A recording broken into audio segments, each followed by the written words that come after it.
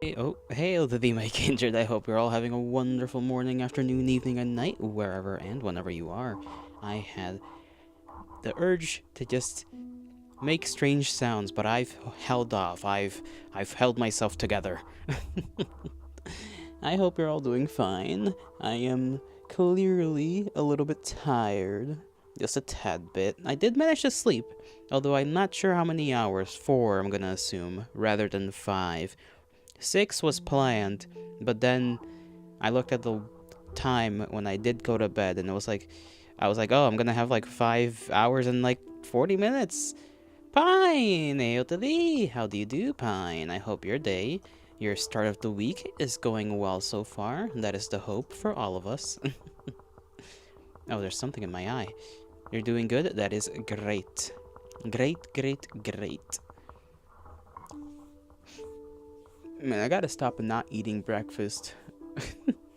The reason I don't do that, or sorry, the reason I do that is typically because I eat something, like if I eat something sugary, I'll just not eat breakfast the next day.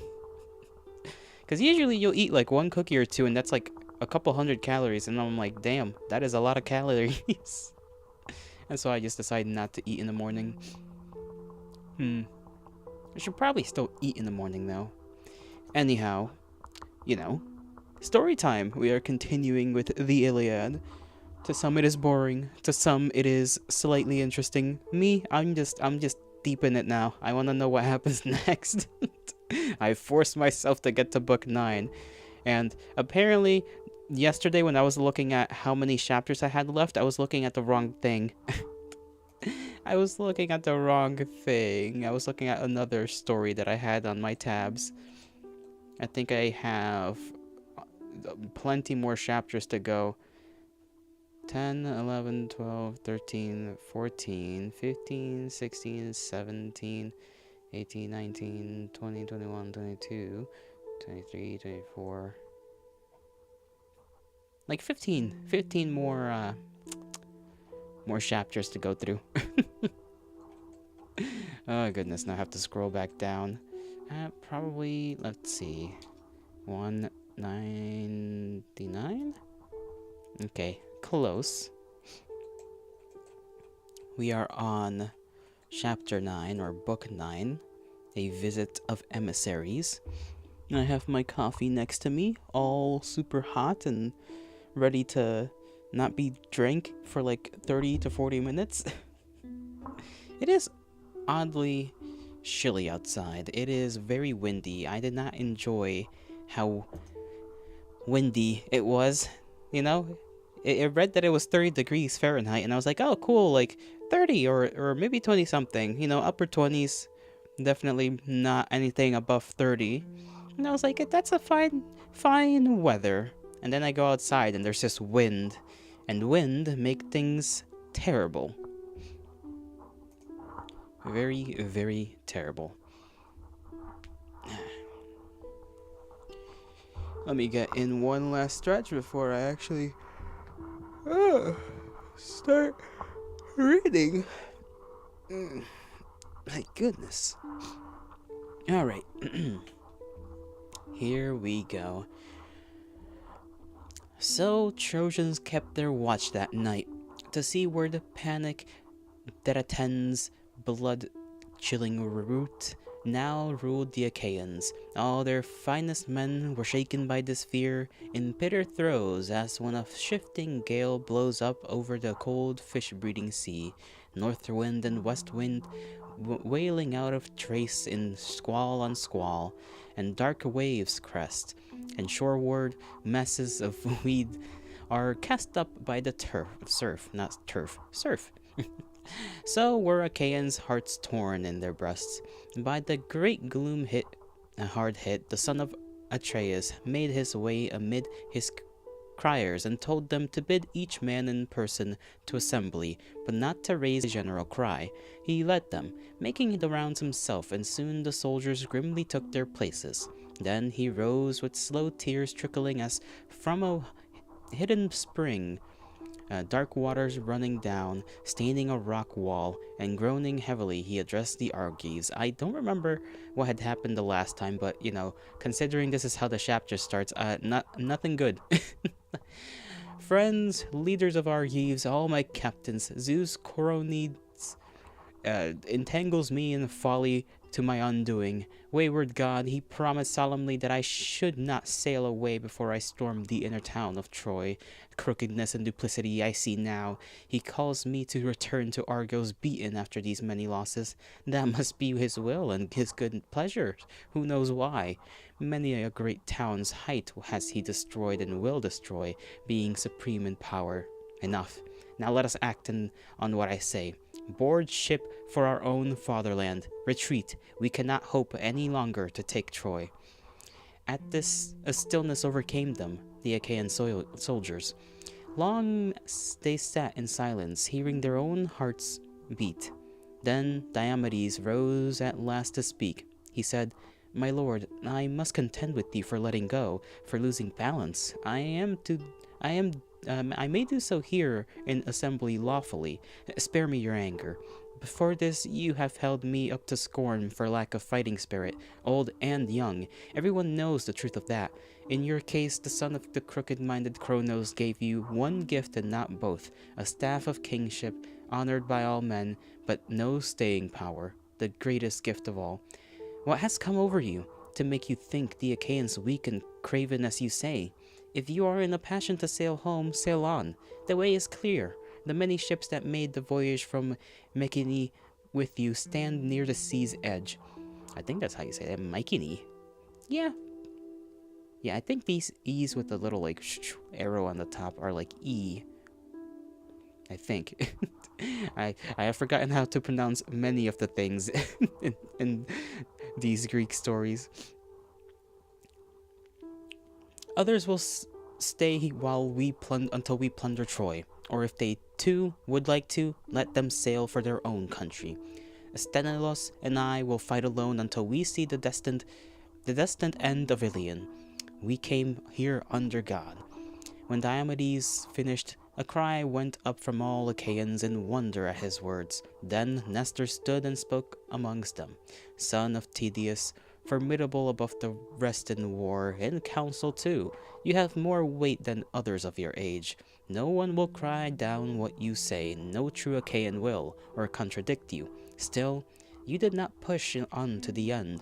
I know you are young. In years you might well be the last-born son, or my last-born son, and yet, for all of that, you kept your head and said what needed saying before the Argives captains. My own part, as I am older, is to drive it home. No one will show contempt for what I say, surely not Agamemnon, our commander. Alien to clan and custom, and heart fire is he who longs for war, heartbreaking war, with his own people. Let us yield to darkness and make our own evening meal, but let the sentries take their rest on watch outside the rampart near the moat. Those are my orders for them. Afterwards, you direct us. Agamemnon, by right of royal power, provide a feast for older men and your counselors. That is duty and no difficulty. Your huts are full of wine, brought over daily in our ships from Thrace across the wide sea, and all provider for guests is yours. As you are high commander, your counselors being met, pay heed to him who counsels best. The army of Achaia bitterly needs a well-found plan of action. The enemy is upon us, near the ships, burning his 1,000 fires. What Achaean could be high-hearted in that glare? This night will see the army saved or brought to ruin. Yeah, if I remember correctly, the Trojans sort of counterattacked pretty hard. That stuff is starting to come back to me. They counterattacked at their sort of little wall that the Achaeans sort of built up near their ships, I think. I had forgotten why. I think it was just a thing they decided to do before they attacked Troy for like the millionth time again. They're like, this time let's build a little moat. We need it just in case something happens, and that something did happen.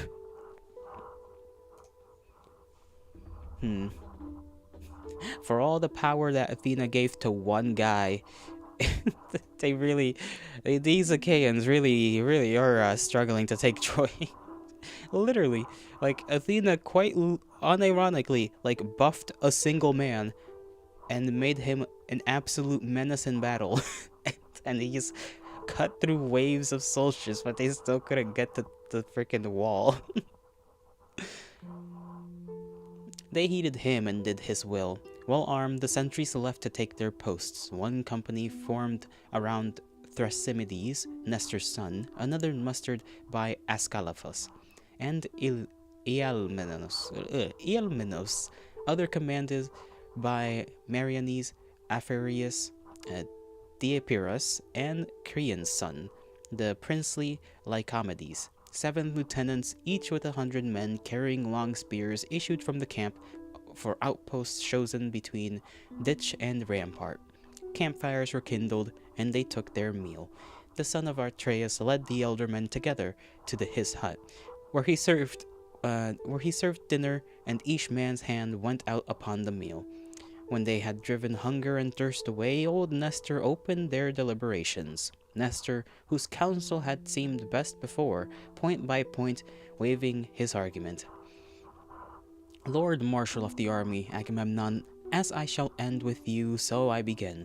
Since you hold power over a great army and are responsible for it, the Lord Zeus puts in your keeping staff and precedent that you might gather counsel for your men. You should be first in discourse, but attentive to what another may propose, to act on it if he speaks out of the good of all. Whatever he may initiate, action is yours. On this rule, let me speak as I think best. A better view than mine no man can have, the same view that I've held these many days since the occasion when, my lord, for all Achilles' rage, you took the girl Briseis out of his lodge, but not with our consent. Far from it. I, for one, had begged you not to. Just the same, you gave way to your pride and your dishonor, and you dishonored a great prince, a hero to whom the gods themselves do honor. Taking his prize, you kept her and still do. But even so, and even now, we may contrive, I don't know how to say that word, some way of making peace with him by friendly gifts and by affectionate words. Oh yeah, I kind of forgot that Achilles was here, and as they said, they took his quote-unquote prize. Basically, at some point or another, soldiers of the olden times would go into, villages around the town that they're sieging at this point, and, they take the women from there, and that's their quote-unquote prize. Times were very different, as you can see. And then Agamemnon got mad at Achilles and then ordered for his woman to get taken away, and that made Achilles not join battle. He has not been in battle, I think, for like the last, well, actually a long while now. He's been just pissed off near his near his boat. And now they're like, listen, Agamemnon, you gotta bring him back. You gotta we gotta figure something out. We kind of need this guy. We kind of need him. Then Agamemnon, the Lord Marshal, answered, Sir, there is nothing false in your account of my blind error. I committed them. I will not deny it. Troops of soldiers are worth no more than one man cherished by Zeus, as he has cherished this man and avenged him, overpowering the army of Achaeans. I lost my head. I yielded to black anger, but now I would retract it and appease him with all munificence. Here before everyone I may enumerate the gifts all I'll give. 7 new tripods and 10 bars of gold, then 20 shining cauldrons and 12 horses, thoroughbreds, who by their wind and legs have won me prizes. Any man who owed what these have brought me could not lack resources, could not be pinched for precious gold. So many prizes have these horses carried home. Then I shall give him 7 women, deft in household handicraft, women of Lesbos. I chose when he himself took Lesbos town, and so as they outshone all womankind in beauty. These I shall give him, and one more, whom I took away from him. Briseis' daughter. Concerning her, I add my solemn oath I never went to bed or coupled with her, as custom is with men and women. These will be his at once. If the immortals grant us the plundering of Priam's town, let him come forward when the spoils are shared, and load his ship with bars of gold and bronze. Then he may choose among the Trojan women 20 that are most lovely after Helen. If we return to Argos of Achaea, following with good things of the earth, he'll be my own adopted son, dear as Orestes, born long ago and reared in bounteous peace. I have 3 daughters now at home, Chrysothemis, Laodice, and Iphianassa, there we go. He may take whom he will to be his bride and pay no bridal gift, leading her home to Peleus' hall. But I shall add a dowry such as no man has given to his daughter. 7 flourishing strongholds I'll give him, Cardamyle and Enope, and Hiri in the wild grasslands, Holy Feria Pherae too, and the deep meadowland of Antheia, Ipeia, and the vineyard slopes of Pedasus, all laying near the sea in the far west of sandy Pylos. That's man is offering like a lot, actually. An insane amount.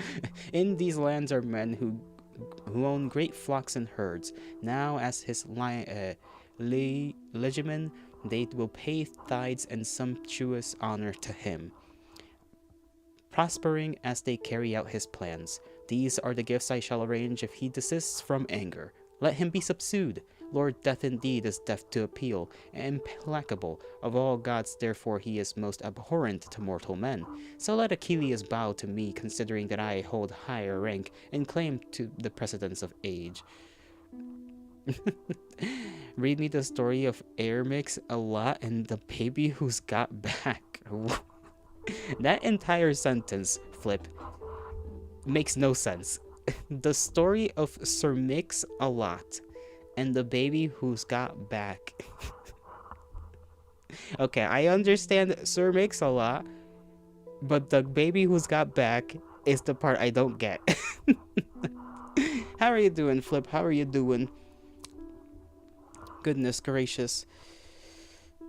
It is a day, a Monday, the day of Muns. What is a Mun? I don't know. Lord Nestor of Gerenia replied, I gotta learn how to pronounce a lot of these things too. Ligemen, I think it's Ligemen, probably. Sir Mix-a-Lot was the artist of Baby Got Back, or for Baby Got Back. Me when I can't read.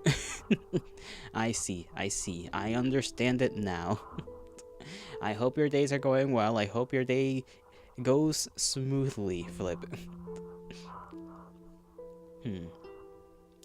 Lord Marshal of the army, Agamemnon, this time the gifts you offer Lord Achilles are not to be despised. Come, we'll dispatch our chosen emissaries to his quarters as quickly as possible.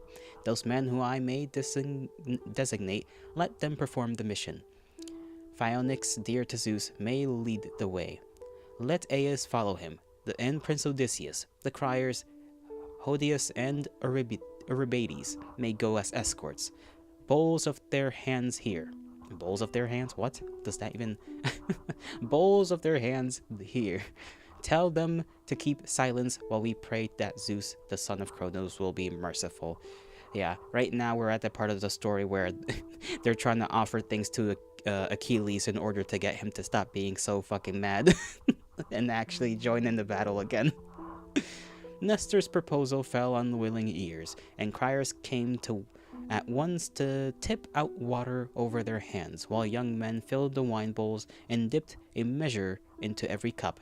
They spilt their offerings and drank their fill, then briskly left the hut of Agamemnon. Nestor accompanied them with the final words and sage looks, especially for Odysseus, as to the effort they should make to bring the son of Peleus around. Peleus? I think it's Peleus. Following Phaonix, Aias and Odysseus walked together beside the tumbling, clamorous, whispering sea, praying hard to the girdler of the islands that they might easily sway their friend's heart. Amid the ships and huts of the Myrmidons, they found him, taking joy in a sweet harp of rich and delicate make, the crossbar set to hold the strings being silver. Damn, so he's just rocking. He's just rocking with his harp. He's just having fun. He had won it when he destroyed the city of Aetion,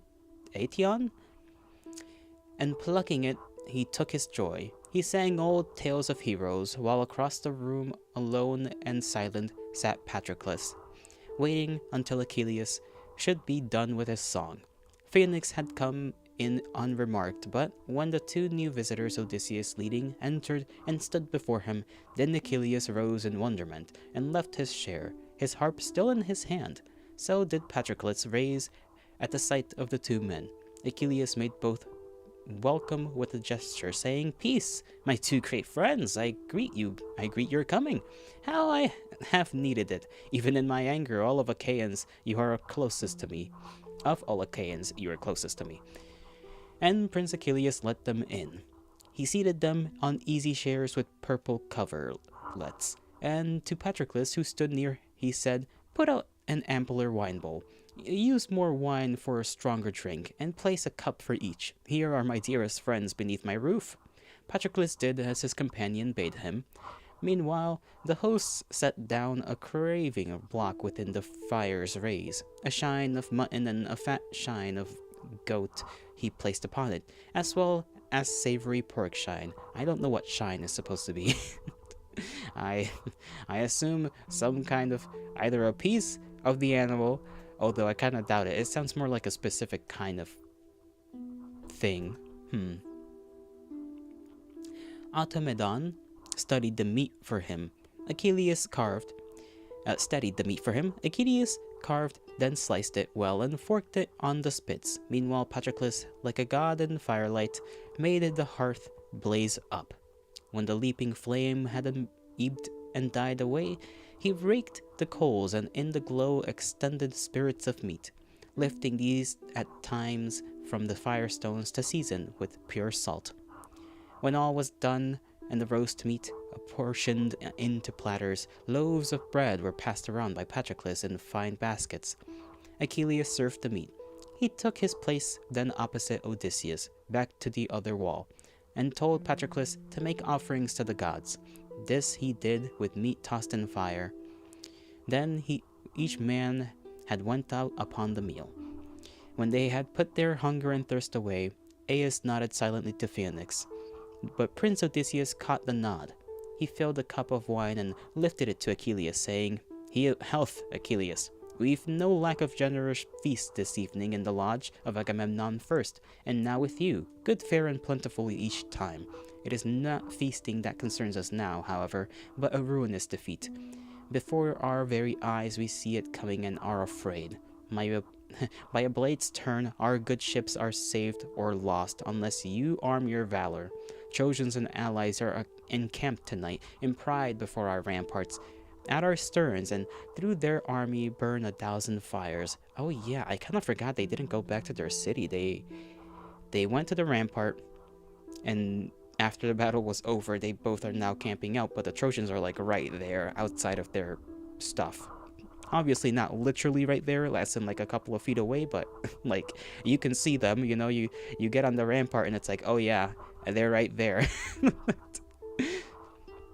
These men are sure they cannot be stopped, but will get through to our good ships. Lord Zeus flashes and thunders for them on the right, and Hector in his ecstasy of power is mad for battle, confident in Zeus, deferring to neither men nor gods. Pure frenzy fills him, and he prays for the bright dawn when he will shear our stern posts' beaks away and fire all our ships. While in the shipways, amid the holocaust, he carries death among our men, driven out by smoke. All this I gravely fear. I fear the gods will make good his threatenings, and our fate will be to die here, far from the pasture lands of Argos. Rouse yourself. If even at this hour you'll pitch in for the Achaeans and deliver them from the Trojan havoc, in the years to come this day will be remembered Will be remembered pain for you if you do not. No remedy will come to hand. Once the great ill is done. While there is time, think how to keep this evil day from the Denons. My dear lad, how rightly in your case your father Peleus put it in his farewell, sending you out from how do you pronounce PHTH PHTHIA it might be like Phthia, like F Phthia maybe. God damn, to take ship with Agamemnon. Now as to fighting power, child, he said, if Hera and Athena wish, they'll give it. Control your passion, though, and your proud heart, for gentle courtesy is the better thing. Break off insidious quarrels, and young and old, the Argives will respect you for it more. That was your old father's admonition. You have forgotten. Still, even now, abandon heart-wounding anger. If you will relent, Agamemnon will watch this change of heart with gifts. Will match this change of heart with gifts. Now listen and let me list for you what just now in his quarters he proposed. 7 new tripods, which I don't know what that means, and 10 bars of gold, then 20 shining cauldrons and 12 horses, thoroughbreds, that by their wind and legs have won him many prizes. Any man who owned what these have brought him would not lack resources, could not be pinched for precious gold. So many prizes have these horses carried home.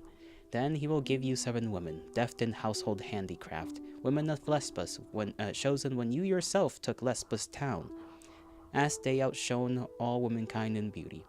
These he will give you, and one more, whom he took away from you then, Briseis' daughter, concerning whom he adds a solemn oath never to have gone to bed or coupled with her, as custom is, my lord, with men and women.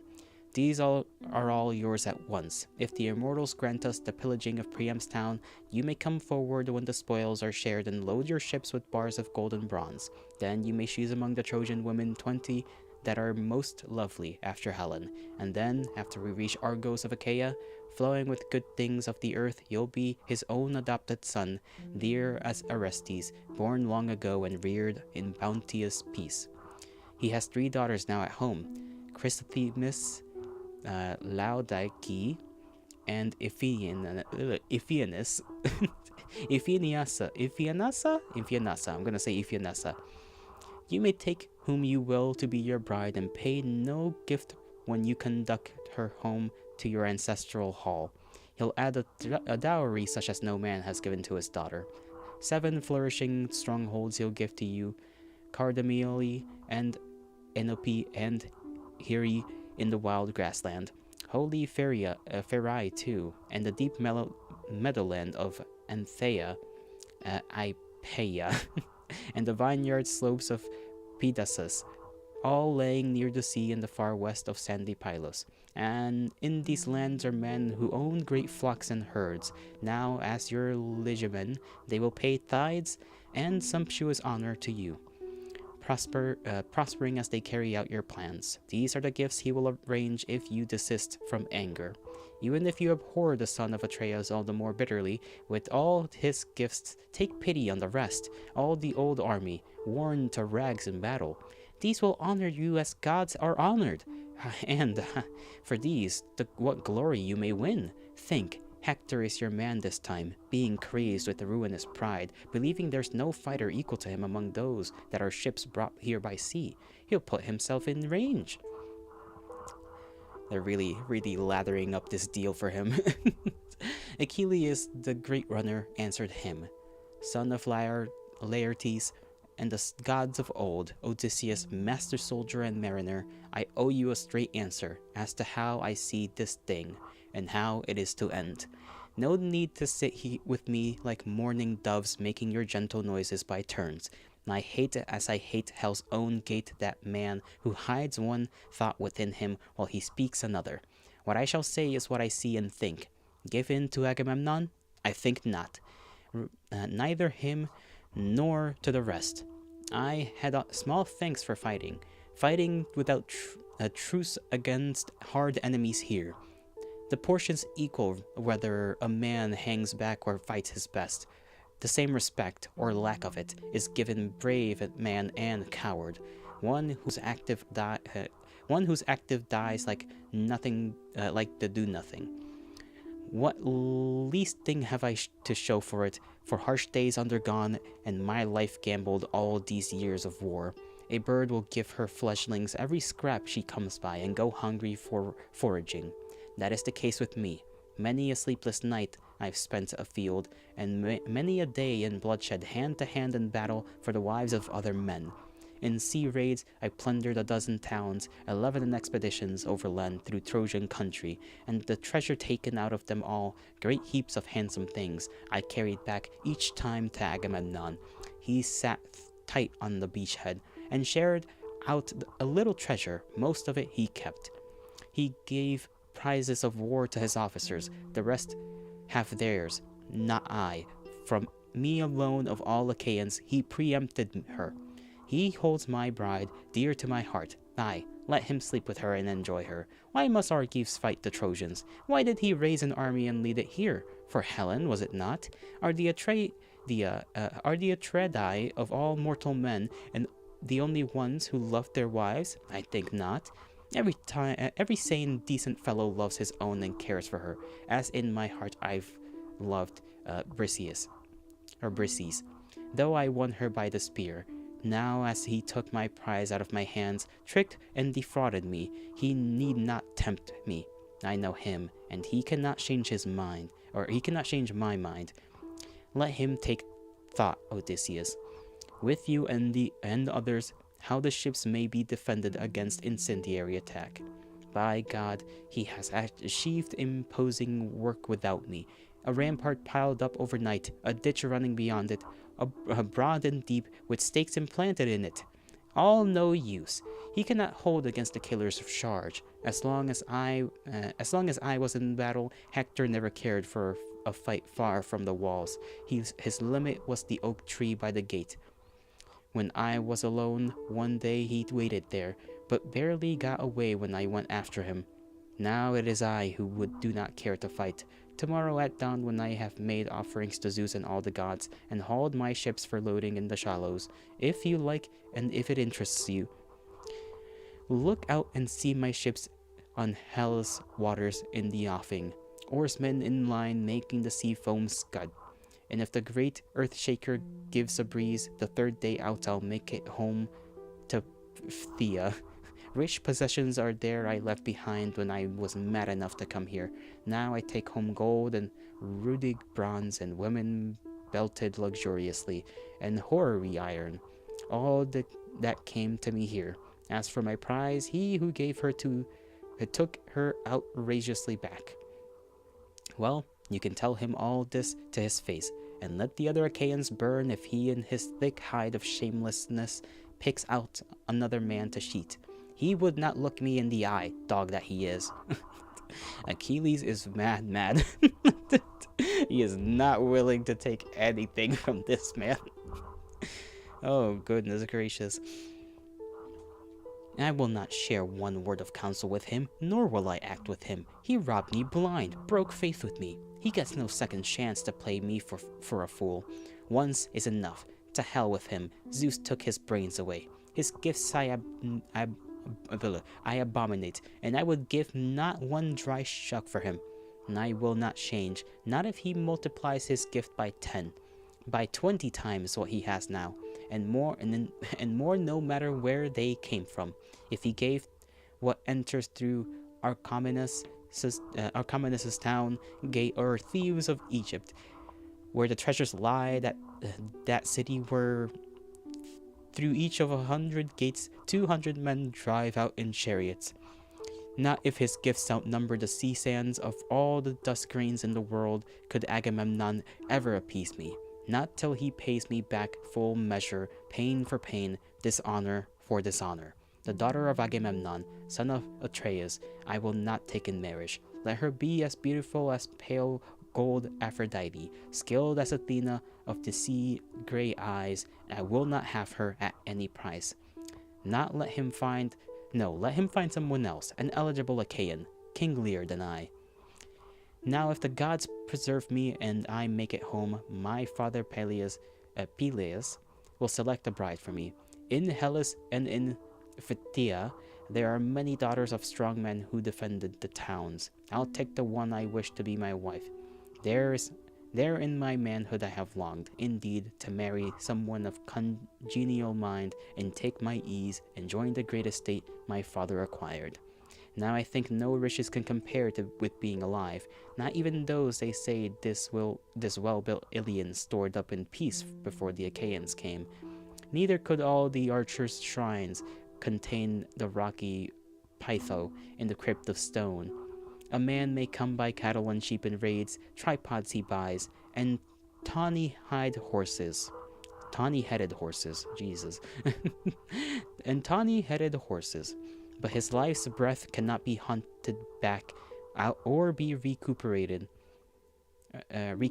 once it is past his lips. My mother, Thetis of the silvery feet, tells me two possible destinies carrying me toward death. Two ways. If on the one hand I remain to fight around Troy town, I lose all hope of home but gain unfading glory. On the other, if I sail back to my own land, my glory fails, but a long life lies ahead for me. To all the rest of you I say, sail home. You will not now see Ilian's last hour. For Zeus, who views the wide world, held his sheltering hand over that city, and her troops have taken heart. Return then, emissaries, deliver my answer to the Achaean peers. It is the senior officer's privilege, and let them plan some other way, and better, to save their ships and save the Achaean army. This one cannot be put into effect, their scheming this evening. While my anger holds, Phoenix may stay and lodge the night with us, then take ship and sail homeward at my side tomorrow, if he wills. I'll not constrain him. Random thing to add in. I guess you're just offering a homie a ride. It's like, I'll take this guy home with me, Unless Phoenix is supposed to be his emissary, maybe? No, I'm not sure who Phoenix necessarily is supposed to be. It's not like, I don't necessarily remember him from the other chapters either, so maybe he is kind of important. I mean, he is an emissary, so have to weten up my throat a little bit.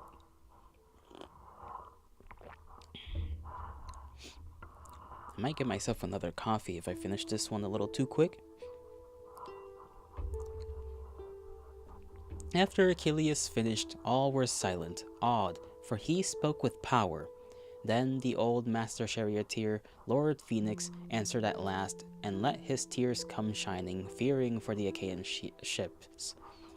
Achilles, if it's true you set your heart on home and will not stir a finger to save the ships from being engulfed by fire, all for this rage that has swept over you, how, child, could I be sundered from you, left behind alone? For your sake the old master charioteer Peleus made provisions that I should come the day he gave you Godspeed out of Phthia to go with Agamemnon. Still a boy, you knew nothing of war that levels men to the same testing, nothing of assembly, where men become illustrious. That is why he sent me, to instruct you in these matters, to be a man of eloquence and action. After that, dear child, I should not wish to be left here apart from you. Not even if God himself should undertake to smooth my wrinkled age and make my flesh and young. To make me fresh and young, as when for the first time I left the land of lovely women, Hellas. I went north to avoid a feud with father, Amyntor Armenides, Armenides? I think it's Armenides. His anger against me rose over a fair-haired slave girl whom he fancied, without respect for his own wife, my mother. Mother embraced my knees and begged that I make love to this girl, so that afterward she might be cold to the aging man, and I did it. My father guessed the truth at once and cursed me, praying the ghostly furies that no son of mine should ever rest upon his knees. A curse fulfilled by the immortals, Lord Zeus of undergloom and cold Persephone. I planned to put a sword in him, and would have, had not some god unstrung my rage, reminded me of country gossip and the frowns of men. I shrank from being called a parasite among the Achaeans, but from that time on I felt no tie with home, no love for lingering under the roof tree of a raging father. Our household and our neighbors, it is true, urged me to stay. They made a handsome feast of shambling cattle butchers and fat sheep, young porkers by the litter, crisp with fat, with singed and spitted in Hephaestus's fire, rivers of wine drunk from the old man's store. 9 times then they spent the night and slept beside me, taking the watch by turns, leaving a fire to flicker under the entrance colonnade, and one more in the court outside my room. But when the 10th night came, starless and black, I cracked the tight bolt on my chamber door, pushed out, and scaled the country yard wall, unseen by household men on watch or women slaves. Then I escaped from the place, made my way through Hellas, where the dancing floors are wide, until I came to Phtia's fertile plain, mother of flocks, and Peleus the king. He gave me welcome, treated me with love as a father would an only son, his heir to rich possessions, and he made me rich, appointing me great numbers of retainers in the frontier of Phthia, where I lived as lord of Dolopes. Now it was I who formed your manhood, handsome as a god's Achilles. I who loved you from the heart, for never in another's company would you attend a feast or dine in hall. Never, unless I took you on my knees and cut you meat and held your cup of wine. Many a time you wet my shirt, hiccuping wine bubbles in distress when you were small. He was giving him wine when he was a baby. Okay, just let the child drink. Impatient and laborious as a nurse, I had to be for you, bearing in mind that never would the gods bring unto being any son of mine. God-like Achilles, you were the man-child that I made my own to save me some day, so I thought, from misery. Quell your anger, Achilles. You must not be pitiless. The gods themselves relent, and are they not still greater in bravery, in honor, and in strength? Burnt offerings, courteous prayer, libation, smoke of sacrifice, with all of these, men can placate the gods when someone oversteps and errs. The truth is, prayers are daughters of Almighty Zeus. One may imagine them lame, wrinkled things with eyes cast down, that toil to follow after passionate folly. Folly is strong and swift, outrunning all the prayers, and everywhere arriving first to injure mortal men, as they come healing after. If a man reveres the daughters of Zeus when they come near, he is rewarded, and his prayers are heard. But if he spurns them and dismisses them, they make their way to Zeus again and ask that folly dog that man till suffering has taken arrogance out of him. Relent, be courteous to the daughters of Zeus, you too, as courtesy sways others, and the best, if Agamemnon had no gifts for you, named none to follow, but invade against you still in fury, then I could never say discard your anger and defend the Argives. Never, not now, no matter how they craved your help. But this is not so. He will give many things at once. He promised others. He has sent his noblest men to intercede with you, the flower of the army, and your friends, dearest among the Argives. Will you turn their words, their coming, into humiliation? Man, man is really, really, really pleading the case here. He's trying. Until this moment, no one took it ill with that you should suffer anger. We learned this from the old stories of how towering wrath could overcome great men, but they were still amenable to gifts and to persuasion. Here is an instance I myself remember, not from our own time, but in the ancient days. I'll tell it to you all, for all our friends. The The Corites were fighting a warlike race, Aetolians, around the walls of Calydon, with slaughters on both sides. Aetolians defending their beloved Calydon, while the Corites longed to sack the town. is, the truth is, Artemis of the Golden Share had brought the scourge of war on the Aetolians. She had been enraged by Oeneus because Oeneus made no harvest offering from his vineyard slope. While other gods enjoyed his hecatombs, he made her none, either forgetful of it or careless. A great error either way.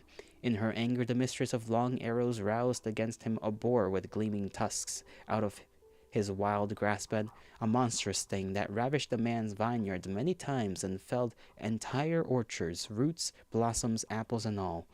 Now this great boar, Meleagros, the son of Oeneus, killed by gathering men and hounds from far and near. So huge the boar was, no small band could master him. And he brought many to the dolorous pyre.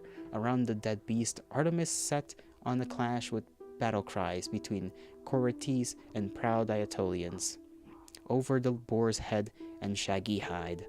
As long then as Meleagros, backed by the war god, fought, the Corites had the worst of it for all their numbers, and could not hold the line outside the walls.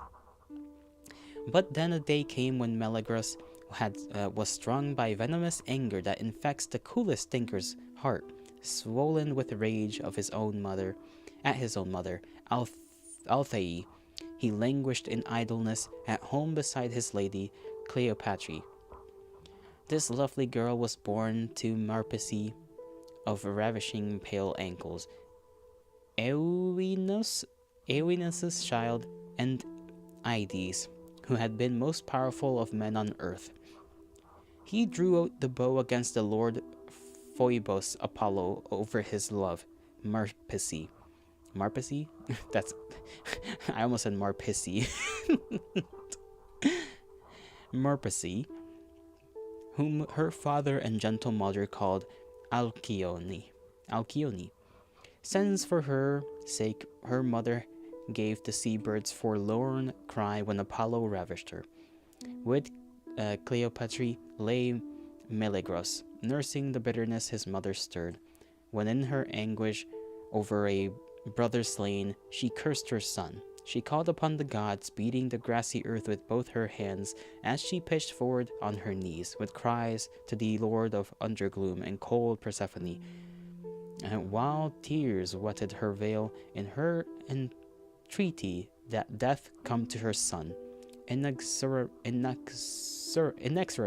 in Erebus, a vampire fury listened. Soon then, about the gates of the Aetolians, tumult and din of war grew loud.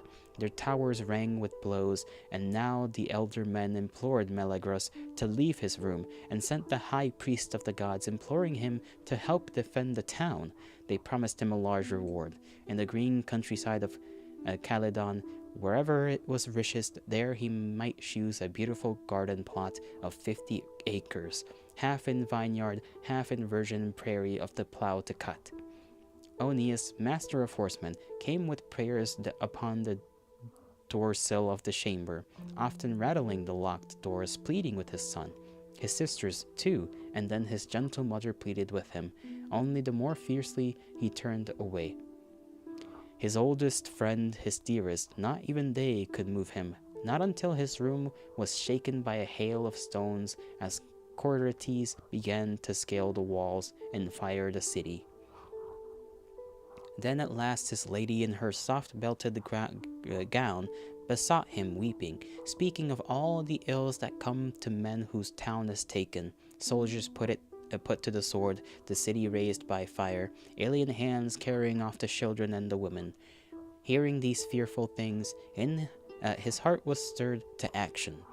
He put on his shining gear and fought off ruin from the Aetolians. There we go. Aetolians, yeah. Aetolians, same word, kind of. Mercy prevailed him. His folk no longer cared to award him gifts and luxuries, yet even so he saved the terrible day. Oh, do not let your mind go astray. Let no malignant spirit turn you that way, dear son. It will be worse to fight for ships already set afire. Value the gifts, rejoin the war. Achaeans afterwards will give you a god's honor. If you reject the gifts and then later enter the deadly fight, you will not be accorded with the same honor, even though you turn the tide of war. But the great runner Achilles answered.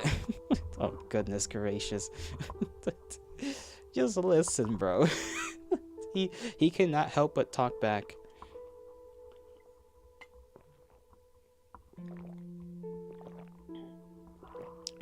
This entire back and forth is drying up my throat quite a bit.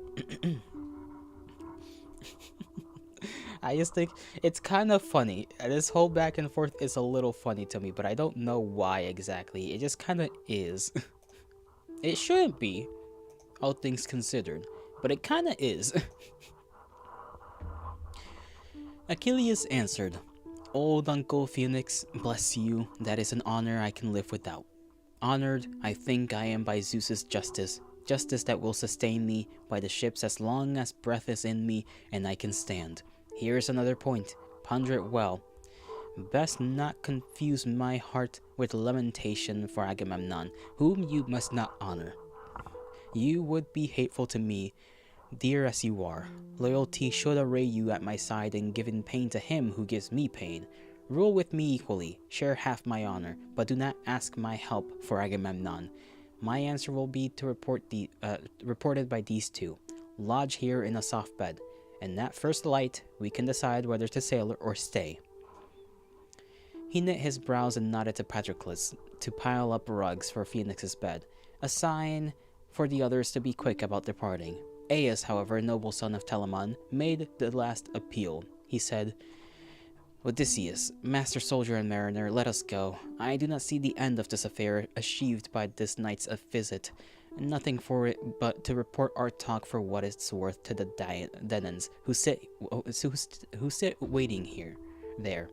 Achilles hardened his heart against us, wayward and savage as he is, unmoved by the affections of his friends, who made him honored above all others on the beachhead. There is no pity in him. A normal man will take the penalty for a brother slain or a dead son. By paying much, the one who did the deed may stay unharmed at home. Fury and pride in the bereaved are curbed in when he accepts the penalty. Not you. Cruel and unappeasable rage the gods put in you for one girl alone. We offer 7 beauties and much more besides.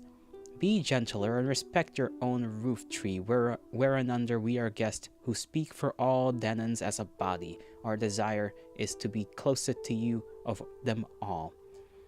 Achilles the great runner answered him, "Scion of Telamon and gods of old, Aias, lord of fighting men, you seem to echo my own mind in what you said. And yet my heart grows large and hot with fury remembering that affair, as though I were some riff-raff or camp follower. He taunted me before them all. Go back, report the news. I will not think of carnage or of war until Prince Hector, son of Priam, reaches Myrmidon huts and ships in his attack, slashing through Argives, burning down their ships. Around my hut, my black ship, I foresee for all his fury, Hector will break off combat." That was his answer. Each of the emissaries took up a double-handed cup and poured libation by the shipways. Then Odysseus led the way on their return. Patroclus commanded his retainers and the maids to make at once a deep-piled bed for Phoenix. Obediently, they did. Happy days of feast in sky. Happy days of feast in sky, Rayman. Hail to thee, how do you do? I hope you're having a lovely day.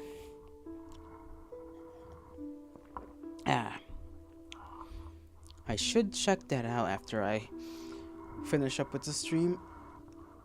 At least for a little while. It's been a while since I've been on Sky. You're good? How am I? I'm doing well. We're doing, some reading that I like to do at least once or twice a month.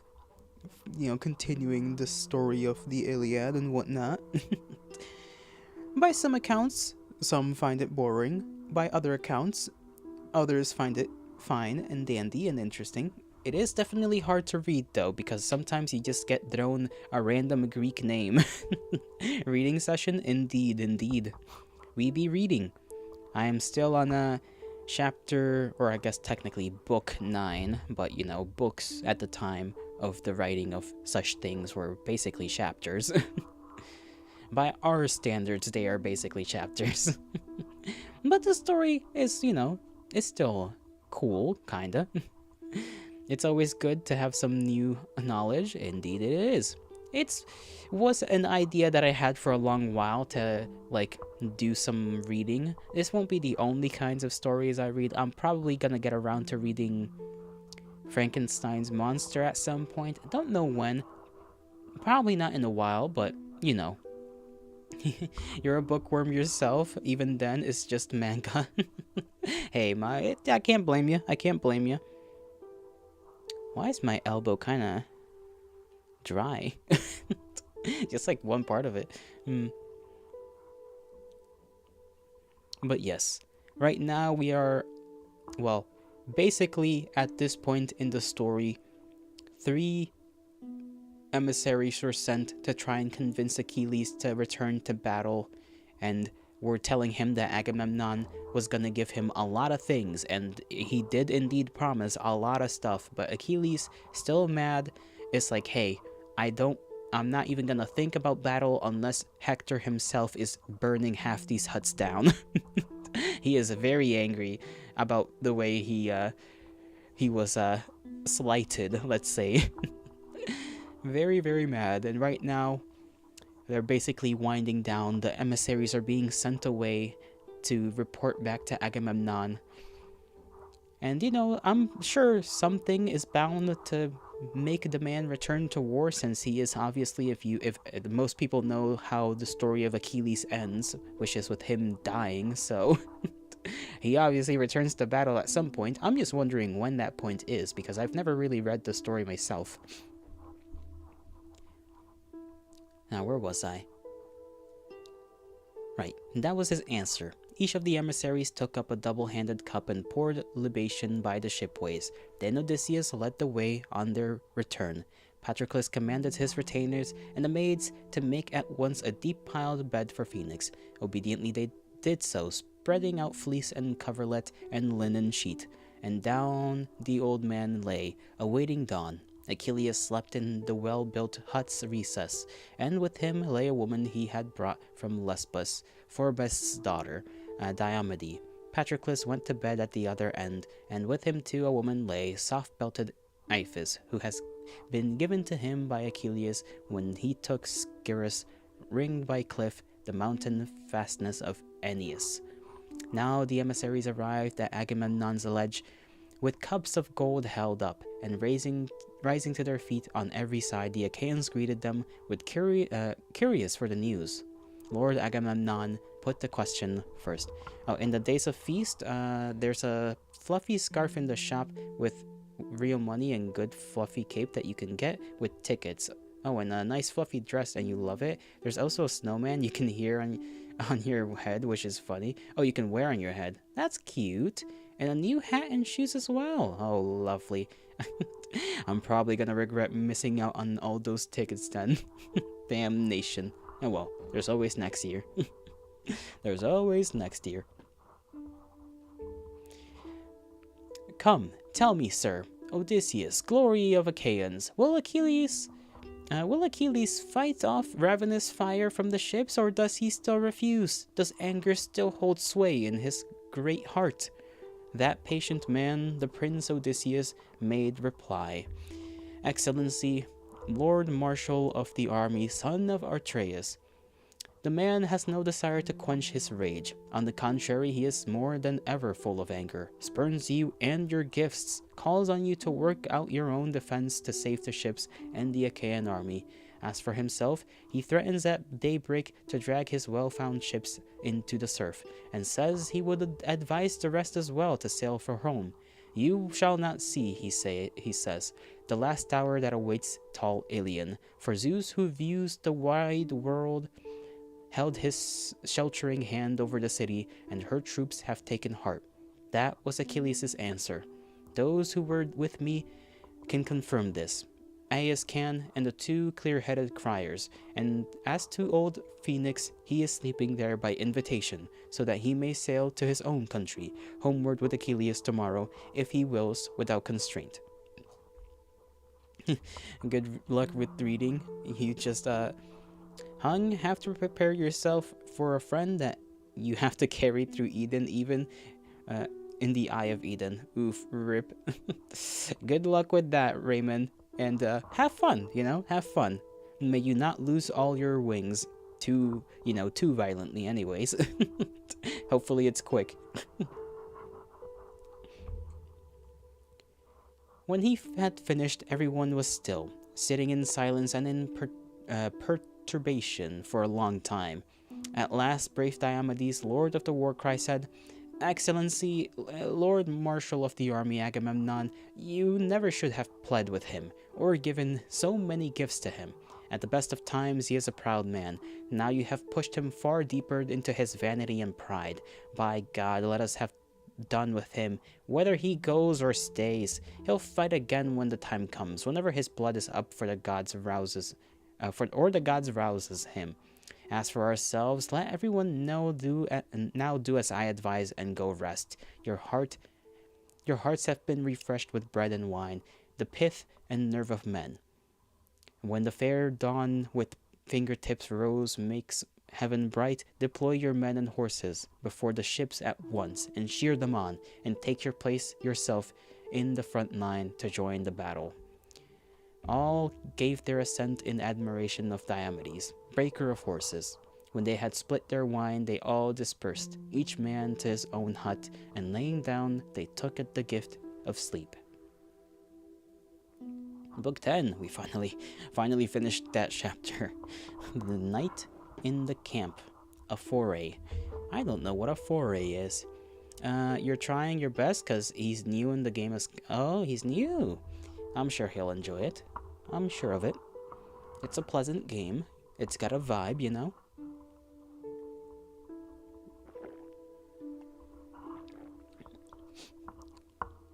As long as you two have fun, that's all that really matters at the end of the day, no?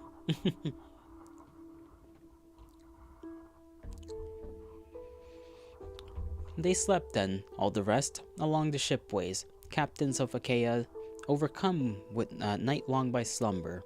But their high commander, Agamemnon, lay beyond sweet sleep and cast about in tumult of the mind. And as when the lord of the fair-haired Hera flashes, bringing on giant storms of rain or hail or wintry blizzard, I hate blizzards, sifting on grey fields, or the wide jaws of dread and bitter war, so thick and fast the groans of Agamemnon became from his heart's core, and his very entrails shook with groaning. Aye.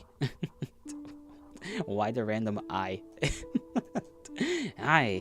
When he looked out in wonder and dismay upon the plain where fires burned, a myriad before Troy, and he and heard flute sounds and pipes, nocturnal hum of men encamped there. When he looked again at his Achaeans and their ships, before high Zeus he tore his hand out by the roots and groaned for the wild of his great heart. But this expediment came into his mind. To visit Nestor, first of all, and see what plan, if any, could be formed with him. Some well-wrought plan that might avoid the worst for the Danaans. And, raising, he pulled his tunic on over his ribs, and tied his smooth feet onto good rawhide sandals. I forgot that's what people wore those days, just sandals. Took a great tawny lionskin for mantle, dangling to his heels, and gripped a spear. Now Menelaus, like his brother, shaken, lay unsleeping, open-eyed, foreboding anguish for the Argives, who had come for his sake many a long sea mile to Troy to wage the daring war.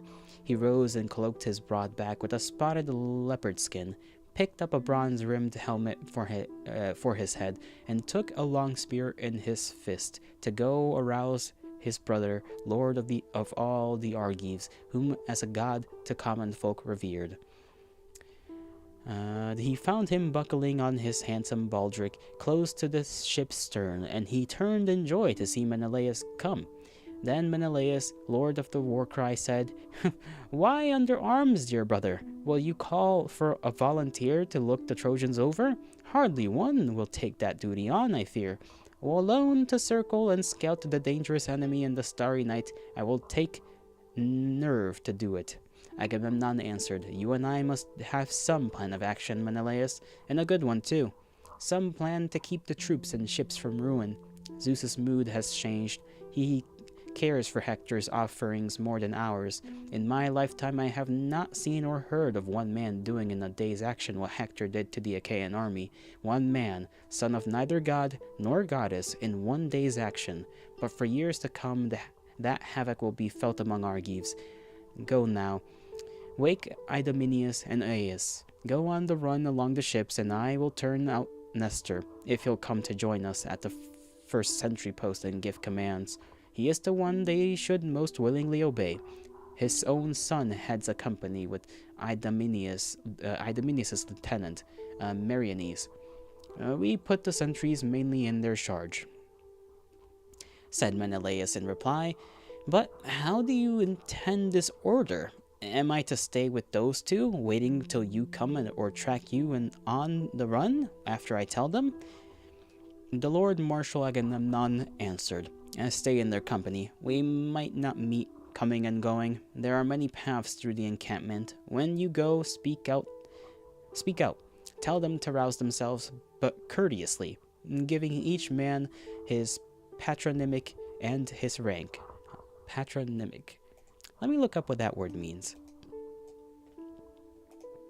I wish to know.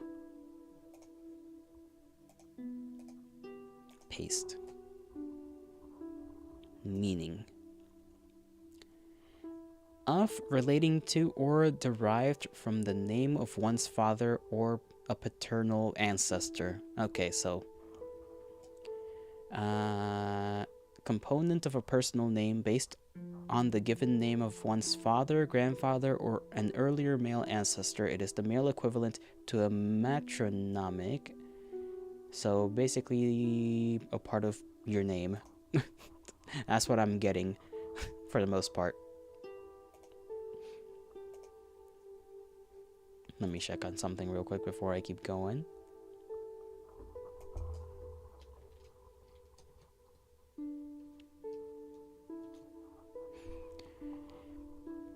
All right.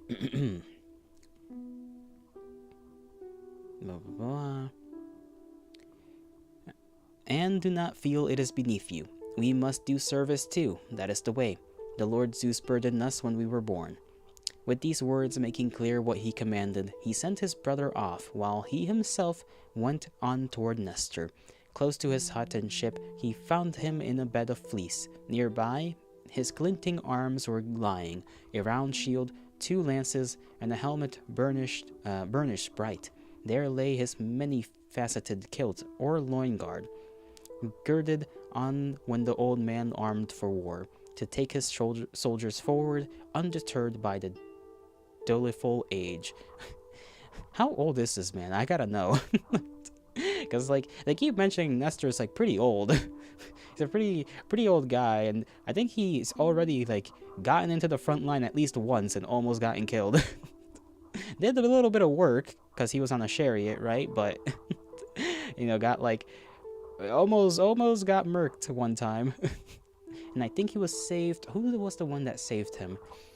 I don't think it was Menelaus, but somebody on the, I think it was the guy that Athena had, made a beast in battle for a little while. I can't remember his name off the top of my head. There's like 50 names in this damn story. He heaved up on his elbow, lifting his head and peering in the dark. He asked, "Who are you, going about alone amid the host by night when others asleep? Looking for some stray mule or some companion? Speak, don't stand there silent. What do you want?" Then the Lord Marshal Agamemnon answered, "Nestor, son of Neleus, pride of Achaeans, know me for Agamemnon, son of Atreus, plunged by Zeus in the worst trouble a man could know. For as long as I draw breath, as long as my own legs carry me, I roam this way because no sleep will come to settle on my eyes. The war stays with me, and what the army suffers. How I fear for our Achaeans. Quietude of heart I have none. Fever of dread is in my brain. My heart leaps from my ribs, and my knees give way. If you will act, and even you are sleepless, let us inspect the sentries and make sure they are not drugged by weariness, not lying asleep, their duty all forgotten. Hard enemies are encamped nearby. We cannot say for sure they'll not attack by night." Earl Nestor of Gerenia answered, "Lord Marshal of the army Agamemnon, Zeus the Profound will not achieve for Hector all that the man imagines now or hopes for. I think he too will have his difficulties and more if ever Achilles drops his anger. But I will come with you, and gladly.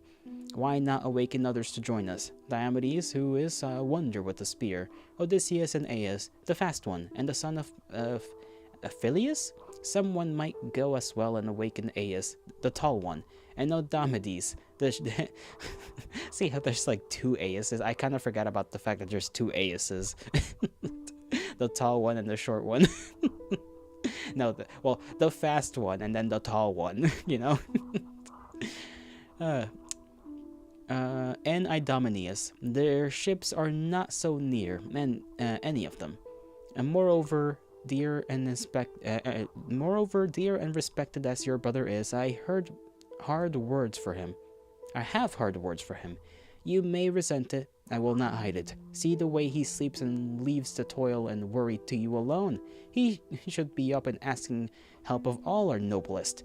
Now the inexorable need has come upon us." The Lord Marshal said, "Sir, I should say, accuse him another time.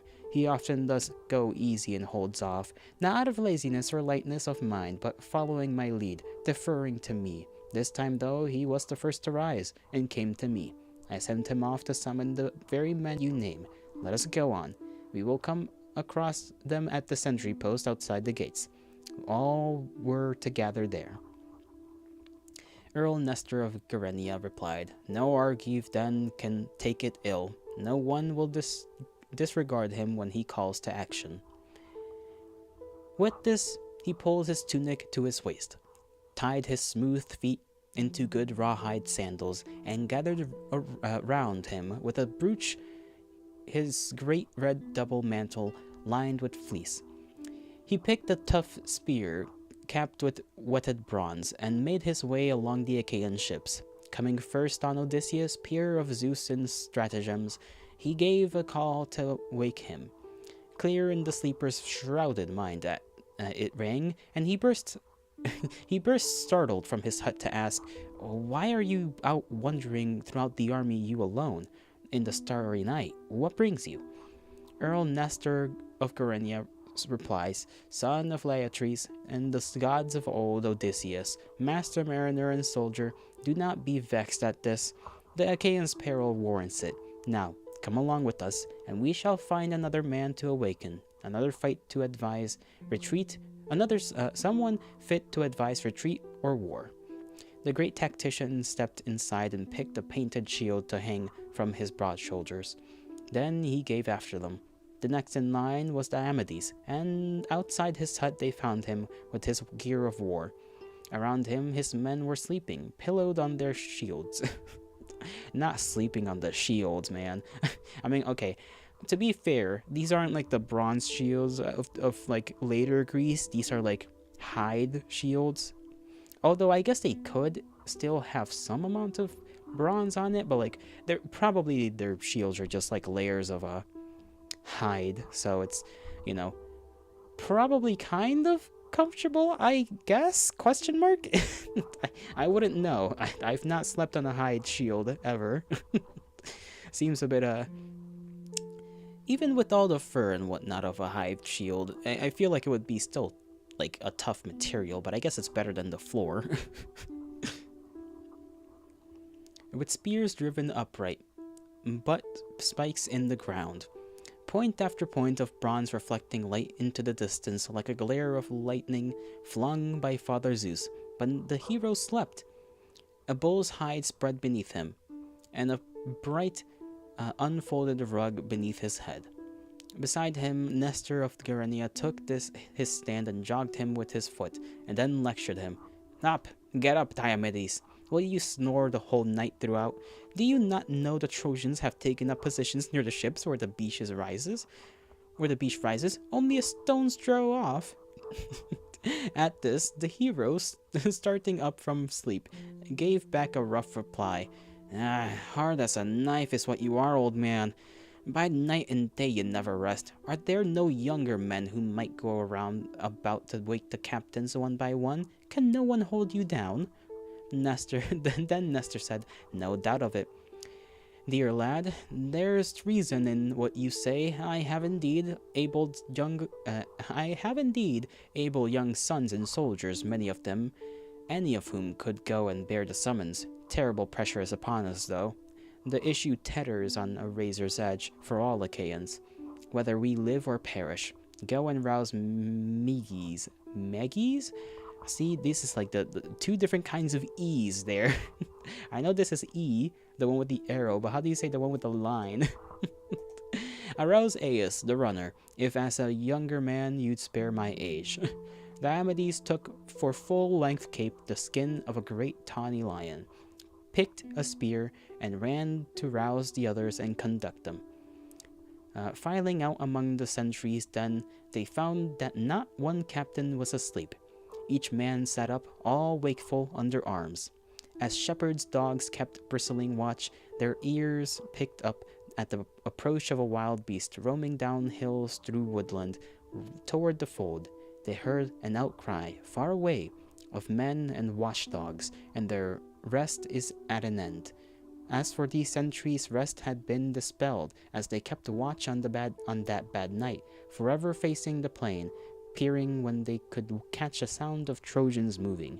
And old Nestor, in his relief at seeing them, said heartily, that is the way to keep your watch, dear lads. Sleep must not capture one of you, or all may well give cause for gloating to the enemy.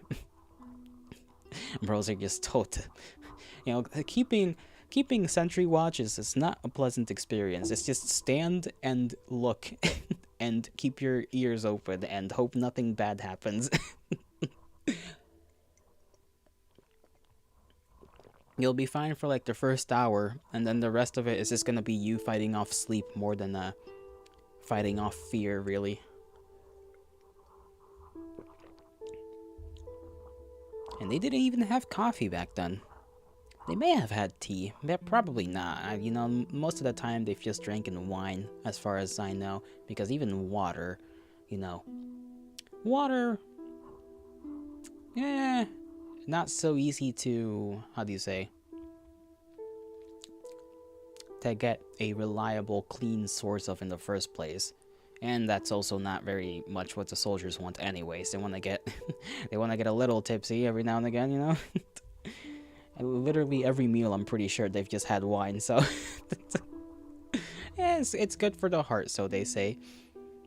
Maybe not 3 times a day, but whatever.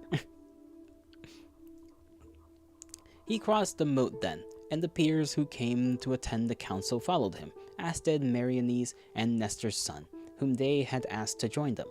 Once across, they sat down in the clear, an open space not littering with dead bodies, the same place where Hector and his power had turned back from slaughtering Argives when the night came down and shrouded all. Here, then, they sat and talked, and first to speak was Nestor. "Friends," he said, "is there no man who trusts his own brave heart enough to make a foray on the Trojans, killing some isolated guard perhaps, or picking up information, overhearing plans they exchange among themselves? Have they a mind to stay afield, here by the ships, or to enter Troy, since they defeated us? A man might learn these things and get away unhurt to join us, and his feet would be renowned among all people under heaven. A handsome prize will be awarded him.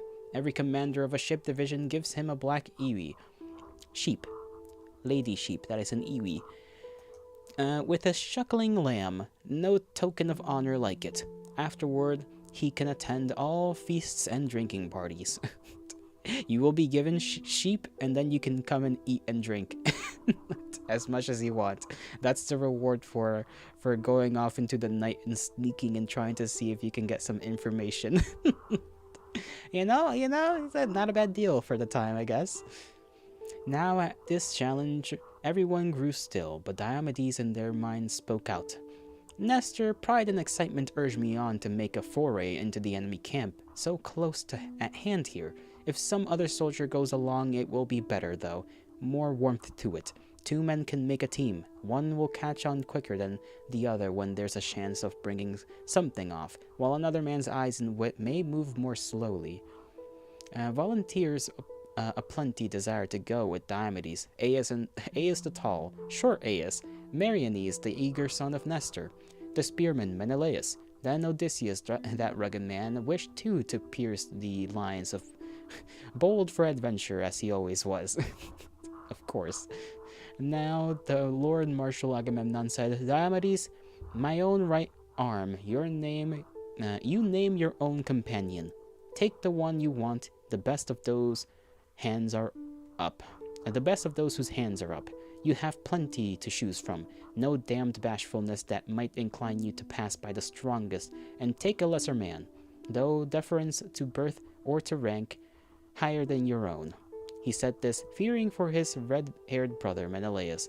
But Diomedes said, If this is a command, and I may choose, could I pass by the kingly man, Odysseus?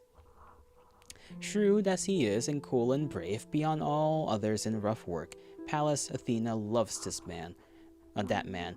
If he were at my side, we'd go through fire and come back, the 2 of us. No man knows war as he does. Rejoined the Lord Odysseus, Diomedes, no good flattering me, or carping either. No, not before men who knew me through and through. We should be on our way. How the night passes! Dawn is near. High stars have all gone down. 2/3 of the night are gone. 1/3 is left us. Damn, you could tell just like that? Sheesh, I'm a little jelly. Then both men buckled on grim gear of war. Diomedes was given by Thrasymedes a 2-edged sword of his own, for his own was at the ship, and a shield too. Upon his head he pulled a bull's hide helmet with no ridge or plume, a so-called cut-down made to guard the skull of rugged men-at-arms. Meriones handed Odysseus his bow and quiver. He gave him a 2-edged sword and fitted on a helmet that was first a cap of hide with bands of leather crisscrossed. And on these a boar's white teeth were thickly set, disposed with cunning on all sides. That's a hard helmet to imagine. And what's kind of funny is that it probably wouldn't have even existed anymore by the time the story was originally written. I think that was the case too with like a boar's bone helmet, which is basically a little cap that I think it was boar's tusk helmet. I think it was made with some part of like a boar's bone. I don't remember if it was pieces of the tusk or just pieces of boar bone in general. It was meant to denote that you were like kind of wealthy, because boars at the time were like hard to get, for lack of a better word. They were not that common to obtain, let alone their bones and whatnot. So if you had like a boar bone kind of helmet, it meant you were kind of rich, or at least you were wealthy to some extent. Don't know about this helmet though, although the boar's white teeth one could assume that it probably cost some amount of money to get that kind of little cap. A felt lining padded the cap. This helm Autolycus brought in the old days of Iliad, where he had made a breach in the palace wall of Amintor, the son of Ormenus. He gave it to Amphidamas the Cytheran, Scandeia bound, Scandeia bound. Amphidamas, in return for hospitality, gave it to Molos, and Molos handed it on to his own son Meriones to wear in battle. Now it kept Odysseus's head. I like how they sometimes keep track of like where these things came from. It's like, well, originally it was from this guy, who then passed it down to this guy, who then gave it to that guy, and this guy gave it to his son, who now gives it to this guy. It's a little silly, but it's a little, I like that. It's how stories were told back in those days. Very common thing to just be like, ah yes, this thing that came from like probably a generation or two ago. Grimly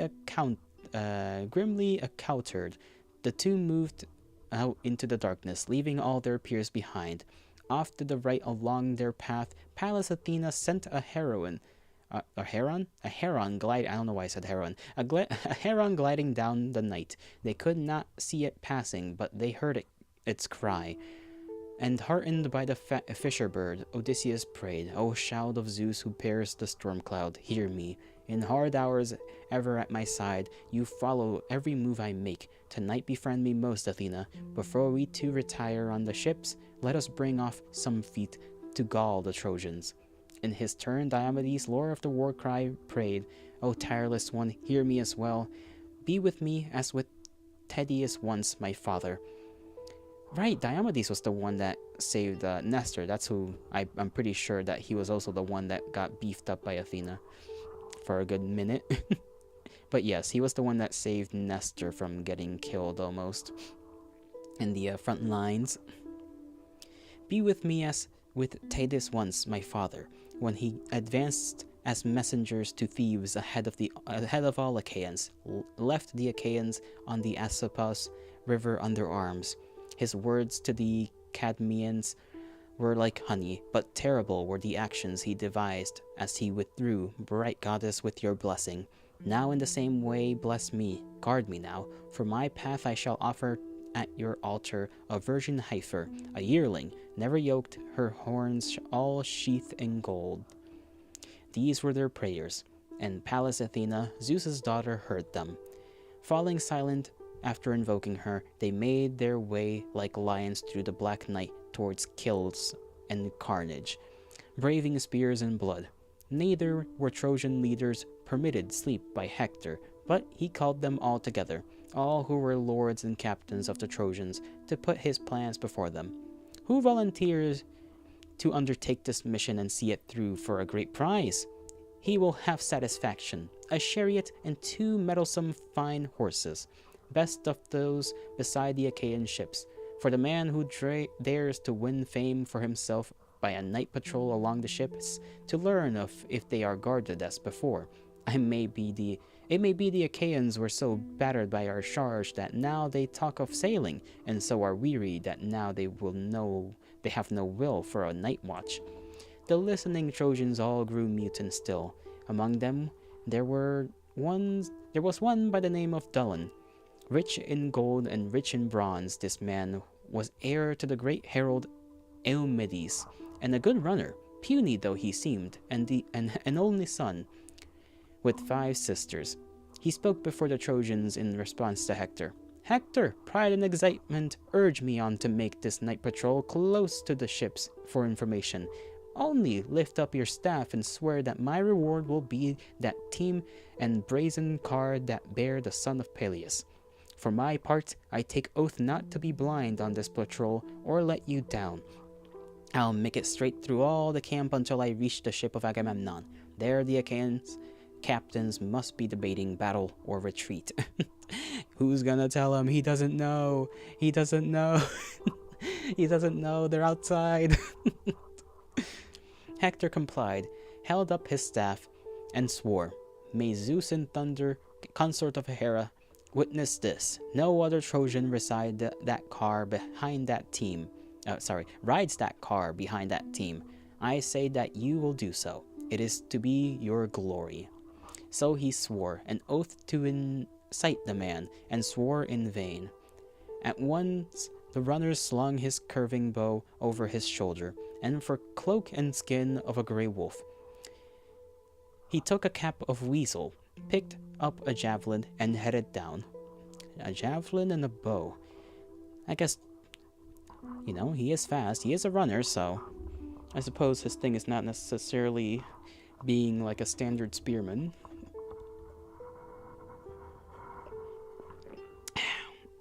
Watch him get, caught by Odysseus and Diomedes. And they both just are slowly walking towards one another, and they don't notice one another until they just bump into each other. That would be a little funny. And headed down for the line of ships leaving the Trojan camp. But he would not return with news for Hector. When he had left the troops and tethered horses trotting eagerly on the seaward path, Odysseus caught sight of the man coming and whispered to Diomedes, "Who is this, now headed towards us from the camp? A scout on night patrol along the ships, or bent on rifling some dead body? I can't say.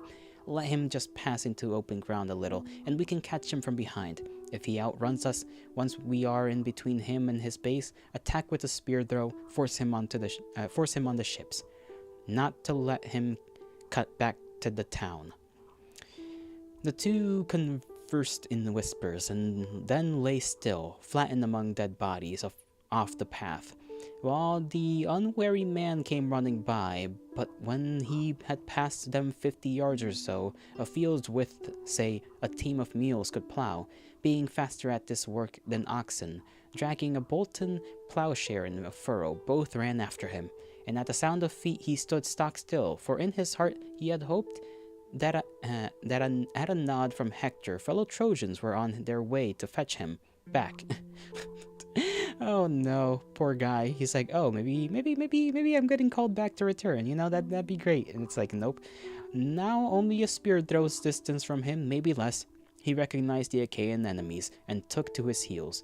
The two veered after him, as when two hounds, well trained in tricks of game, hang on behind a young buck or a hare through wooded land, and the quarry races on emitting shrieks of dread. So Diomedes and Odysseus, raiders of cities, chased their man after they cut him off from his own army. Seaward he fled, and now when he seemed headed straight into the sentry's arms, Athena set Diomedes raging not to give some other lucky Achaean the first shot by being slow to catch up.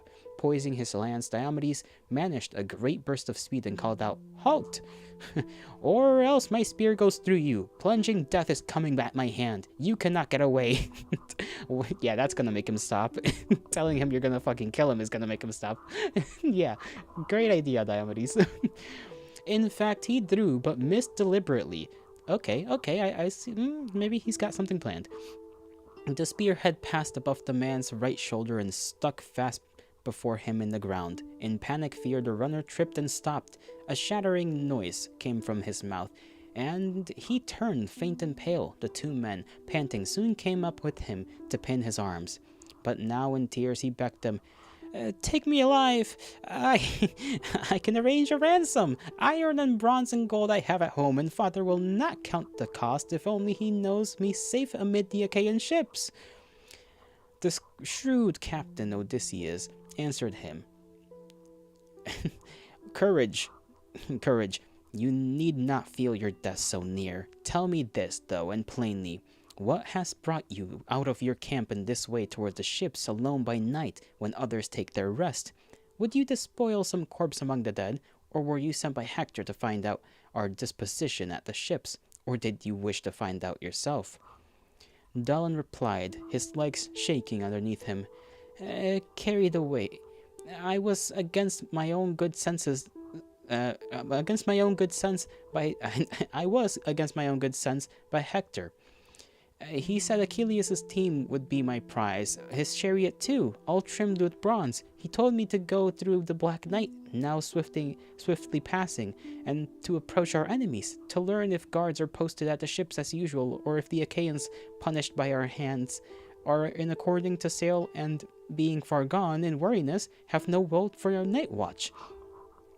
At this, the great tactician smiled. He said, By heaven, quite a reward was in your grasp. The car and horses owned by the great fighter, Aeacus' grandson.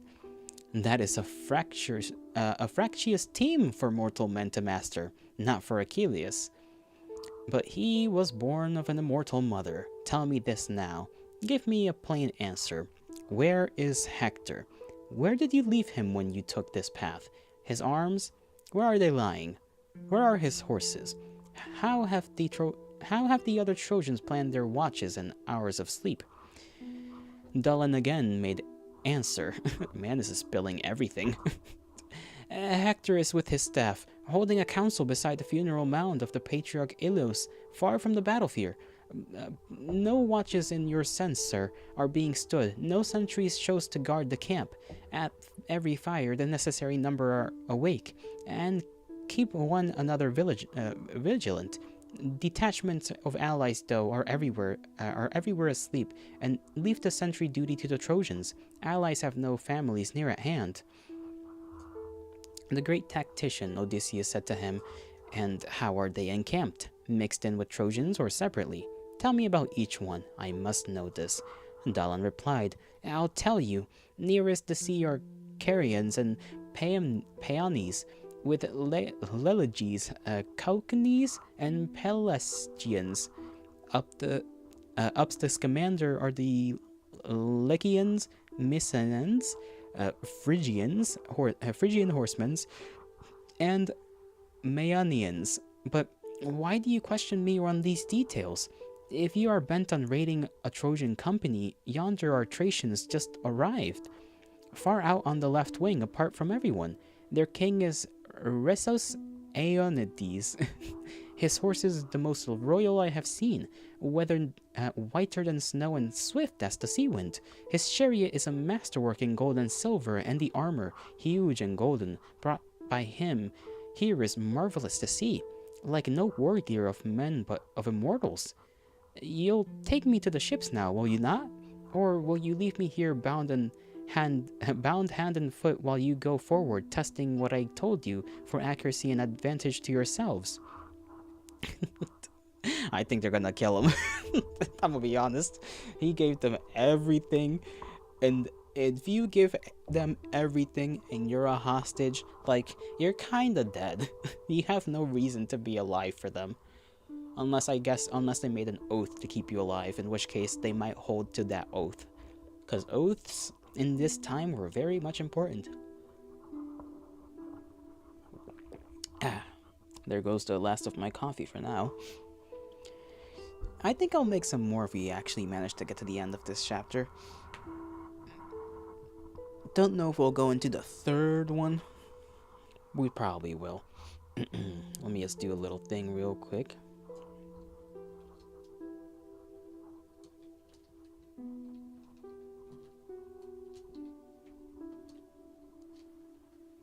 Can't I spell? Okay, what is going on? Okay. Weird. There we go.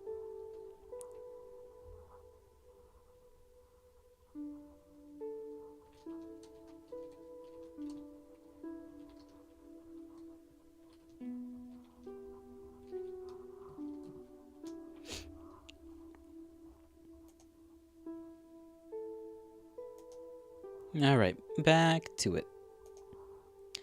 Diomedes frowned and looked at him and said, As I see it, you need not hold this thought of slipping through our hands, now you are in them. Accurate though your facts may be, suppose we let you go.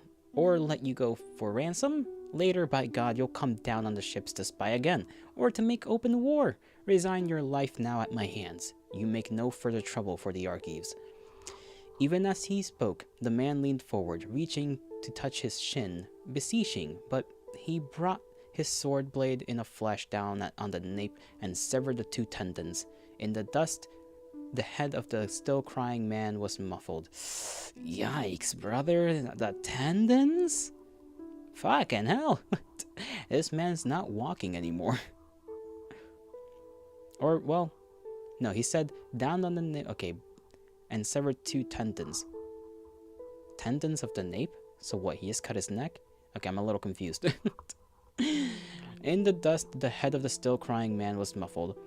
Now they pulled off his cap of weasel skin, his grey wolf jacket, javelin, and bow, and Lord Odysseus held these trophies high to Athena, hope of soldiers. He appealed to her. Join in this armor, goddess, first on Olympus, first of immortals in our invocation. Give us more luck. Send us against the Thracians, that Thracian bivouac and horses. Well, I don't know what bivouac means, but cool. And at this, he rid himself of Dalan's gear by lifting it into a tamarisk tree. He bundled it and made it easier to see by breaking tamarisk shoots and twigs from underneath. So he and Diomedes could not miss it on their way back in the night, now swiftly passing. Onward they pressed now, braving spears and blood, and came soon to the bivouac of Thracians at the camp's edge. Here weary troops were sleeping around, armor beside them canted on the ground. In 3 well-ordered rows, the chariot teams were tethered, each one near their charioteer.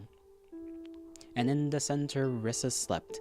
Beside him snowy horses were tethered by the reins that ran from the chariot rail.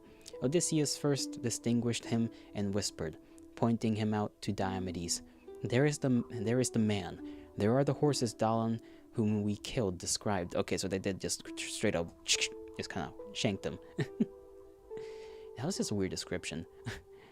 Brought the sword to the neck and cut the tendons. I guess you do technically have tendons at your neck, but you usually don't describe cutting neck tendons, you know?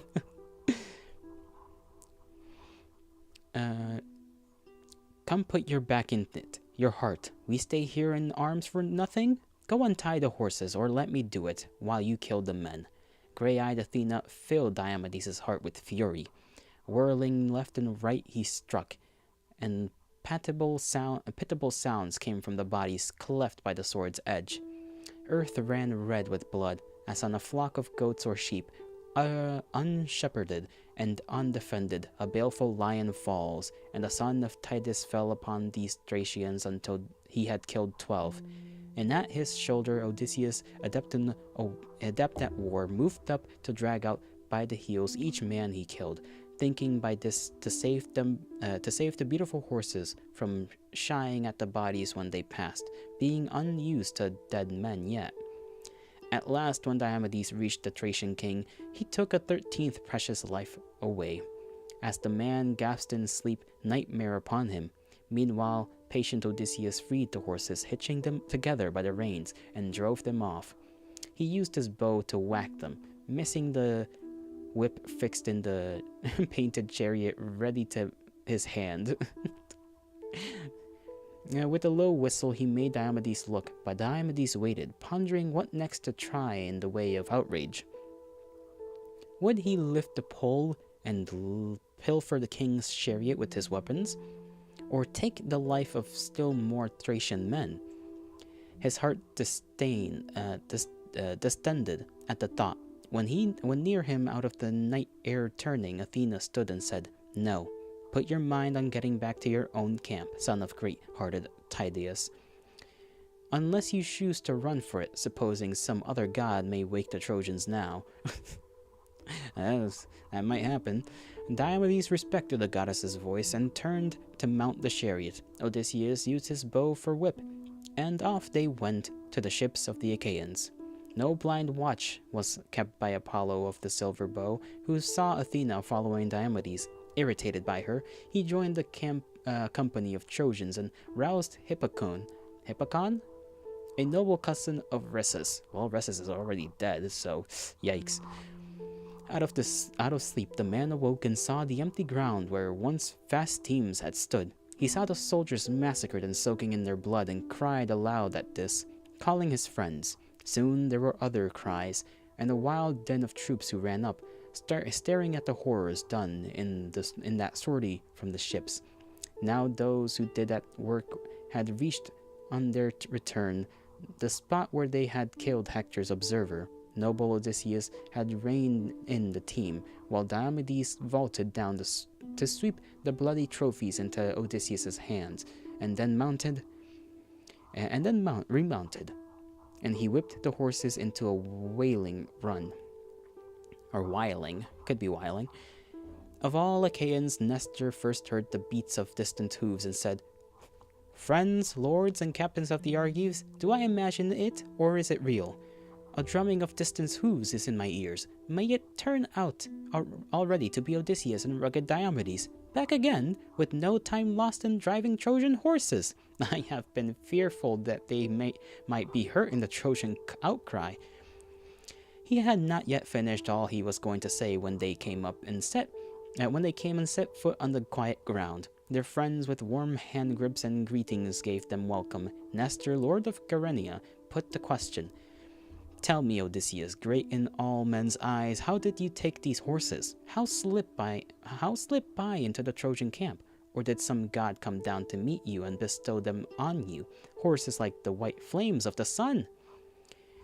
"I join the fighting every day with Trojans, never, I think, malingering at the ships, old soldier that I am. But teams like these I never saw or heard of. Well, some god who crossed your path bestowed them, I suppose. I know both men are dear to the cloud herder Zeus, and to his daughter gray-eyed Athena." Odysseus, the resourceful man, replied, "O Nestor, son of Neleus, light of Achaeans, a god might easily give still better horses, gods being so much stronger than ourselves. But these you ask about were new arrivals, Thracians, excellency. Diomedes killed their master and a dozen fellow officers. A 13th man, a scout, abaft the ships, was executed. Hector and his peers had sent him forward to observe the army. Down throughout the moat he drove the horses now and laughed, a rumbling laugh. Along with him the others crossed exulting. When they reached Diomedes' quarters, they tied up the horses by their own well-cut reins before the throt where the master's chariot's horses fed on grain, astern upon his hip. Odysseus hung the blood-stained gear of Dolon, pending a proper offering to Athena. Wading into the sea, the men themselves splash at their coats of sweat, shins, nape, and thighs, until the surf had washed it from their skin and they were cool again. Then out they came to take warm bath in polished tubs, being bathed and rubbed with olive oil. The two sat down to take refreshments from a full wine bowl. They dipped sweet wine and poured it to Athena. We are now on book 11, Prowess and Wounds of Achaeans, where I imagine it's gonna be them basically lamenting that their reinforcements got murked and that their guy that they sent out did not return. I will take a bit of a 10-minute break to make myself some more coffee, if you do not mind. So consider this a break for yourselves as well. I promise I'll be swift as I can in these 10 minutes.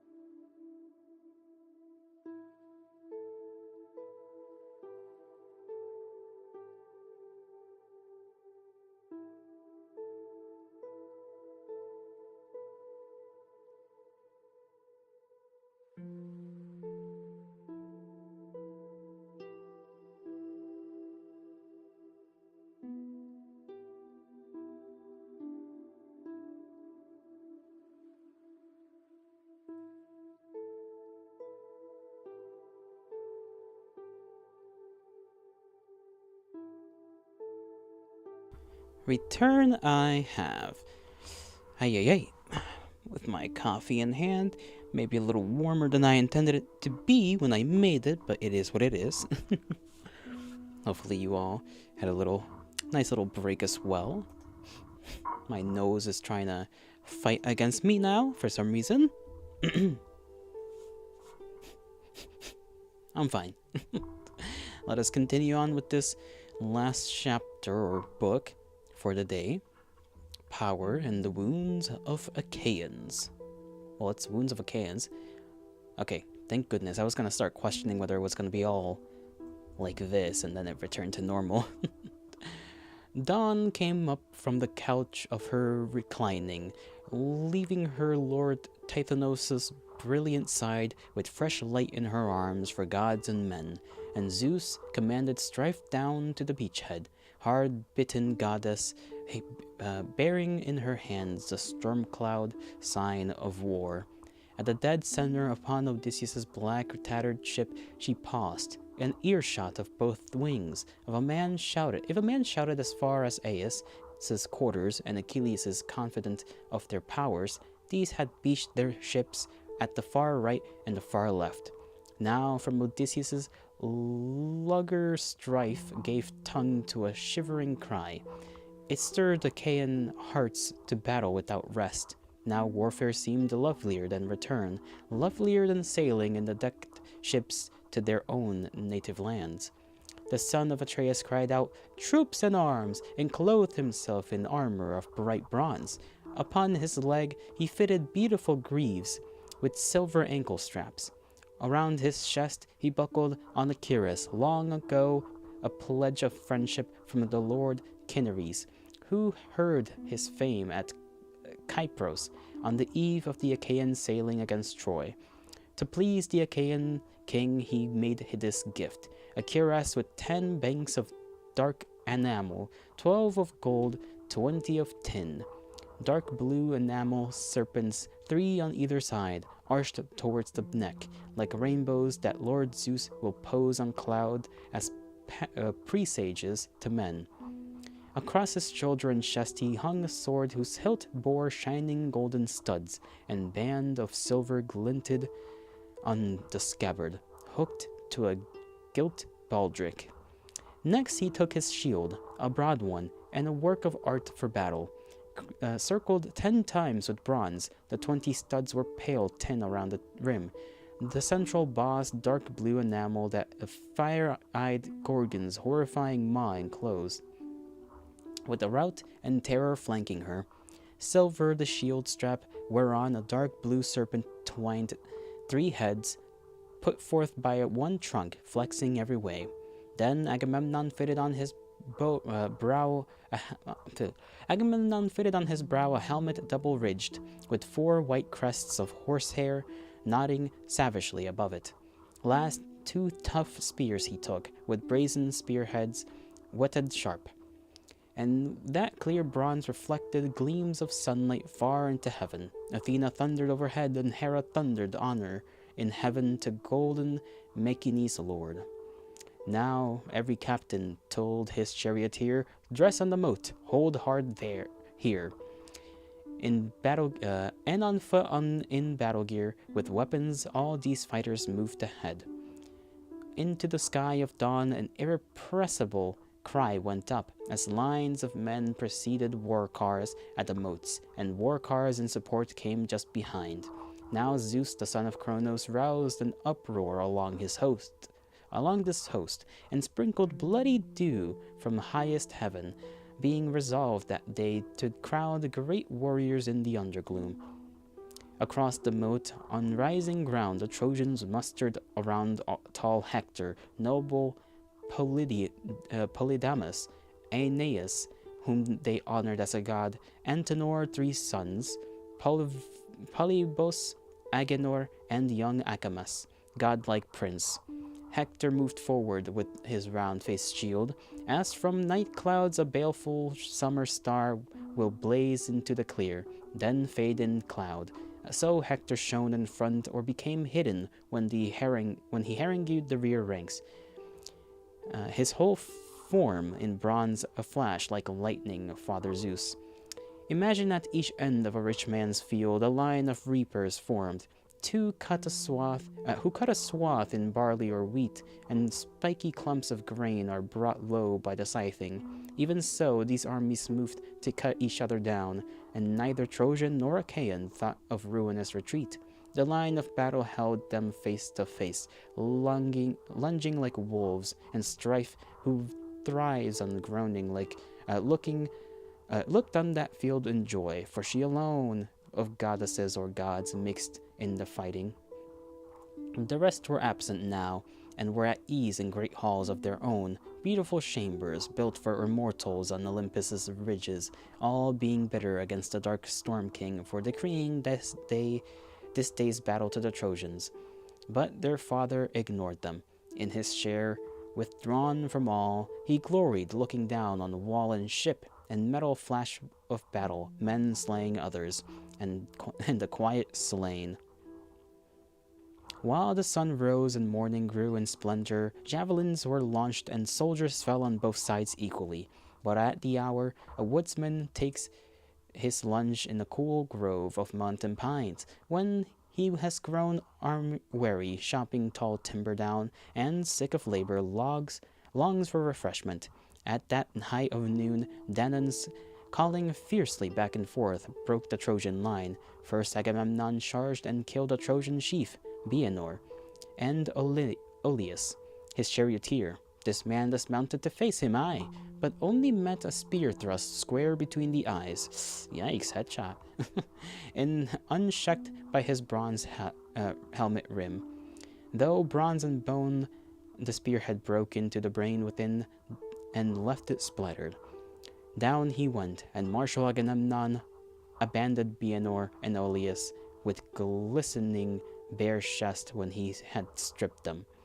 Onward he went to kill two sons of Priam, Isos and Antiphos, on one bastard stripling, on one in the royal line, both brothers riding a single chariot. Isos held the reins with Antiphos, the gently bred beside him. These two one day, while they were tending flocks in Ida's valves, Achilles took and bound with the willow's shoots, but later freed for ransom. Now the lord of the great plains, Agamemnon, hit one with a spear cast in the chest, above the nipple. The other, Antiphos, he struck with his long sword beside the ear, toppling him from his car. He went to take their arms and knew them. He had seen them once in the encampment by the ships that day. Achilles brought them down the mountainside. A lion discovering a forest bed, and picking up in his great fangs the fawns of a swift doe, will shake and break their backs and rend their tender lives away with ease, while she is powerless to help, though near, but feels a dreadful trembling come upon her. Bolting the spot, she leaps through underbush at full stretch, drenched in sweat before the onset of the strongest beast of prey. Just so, not one among the Trojans could prevent those two from being destroyed. The rest, too, turned and ran. Next came Paisandros and Hippolochus, sons of Antimachus. Expecting gold and gifts of luxury from Alexandros, Antimachus had harangued against returning Helen to Menelaus. Now his sons were caught by Agamemnon. Both were driving a single chariot, when the shining reins ran out of their limp hands, and panic shook them. Agamemnon, bounding like a lion, faced them, but they begged him from their car. O son of Atreus, take us alive. Be sure you shall have a fitting ransom. Treasures lie by hundreds in Antimachus' great halls, things made of bronze and gold and hard-wrought iron. Our father would not count the cost of these if he knew we were alive amid the Achaean ships. So they appealed to him in tears and begged for mercy from the king, but heard a voice beyond appeal. Ah, you are Antimachus' sons? On Troy's assembly ground, when Menelaus went there with Odysseus to make our argument, Antimachus held out for killing both men then and there, and no safe conduct back to the Achaeans. This is the infamy you'll pay for now. With this he hit Paisandros in the chest with a spear thrust that threw him from the chariot and smashed him on the back. Apolycus leapt, but Agamemnon caught him on the ground with one sword cut, then slashed his arms away and sent him rolling out amid the melee like a round mortar stone. He left them there, and now wherever Trojans in mass were thrown most into confusion, there he charged, and soldiers of Achaia ran along behind him. Infantry killed infantry in forced retreat, and chariot fighters killed chariot fighters. Dust rose underfoot as thudding hooves of horses shook the plain, and men plied deadly bronze. King Agamemnon calling the Argives in the chariot's wake, pressed on, slaughtering. As a fire catches in parching brushwood without trees, and wind this way and that in a whirl carries the blaze to burn off crackling thickets to the roots, so under Agamemnon's whirling charge, the routed Trojans fell. Meddlesome teams drew empty clattering cars down lanes of war. Bereft of drivers, these lay on the field more lovable to kites than to their wives.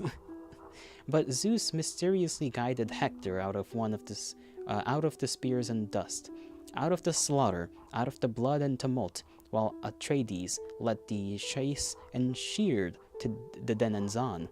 Past the old tomb of Ilos in mid-plain, the Trojans streamed and past the wild fig tree, fighting to reach the city, and Agamemnon followed with battle cries, attacking ever, bloodying his inexorable hands.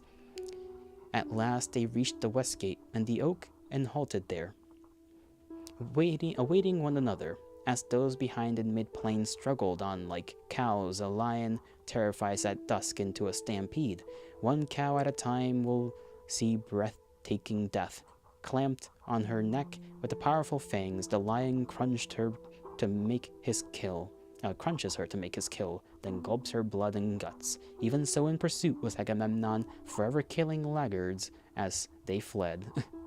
Dozens fell, thrown head first from the chariots, or on their backs, as with spears he ran around them and ahead. He ran around them and ahead. There we go. I can read.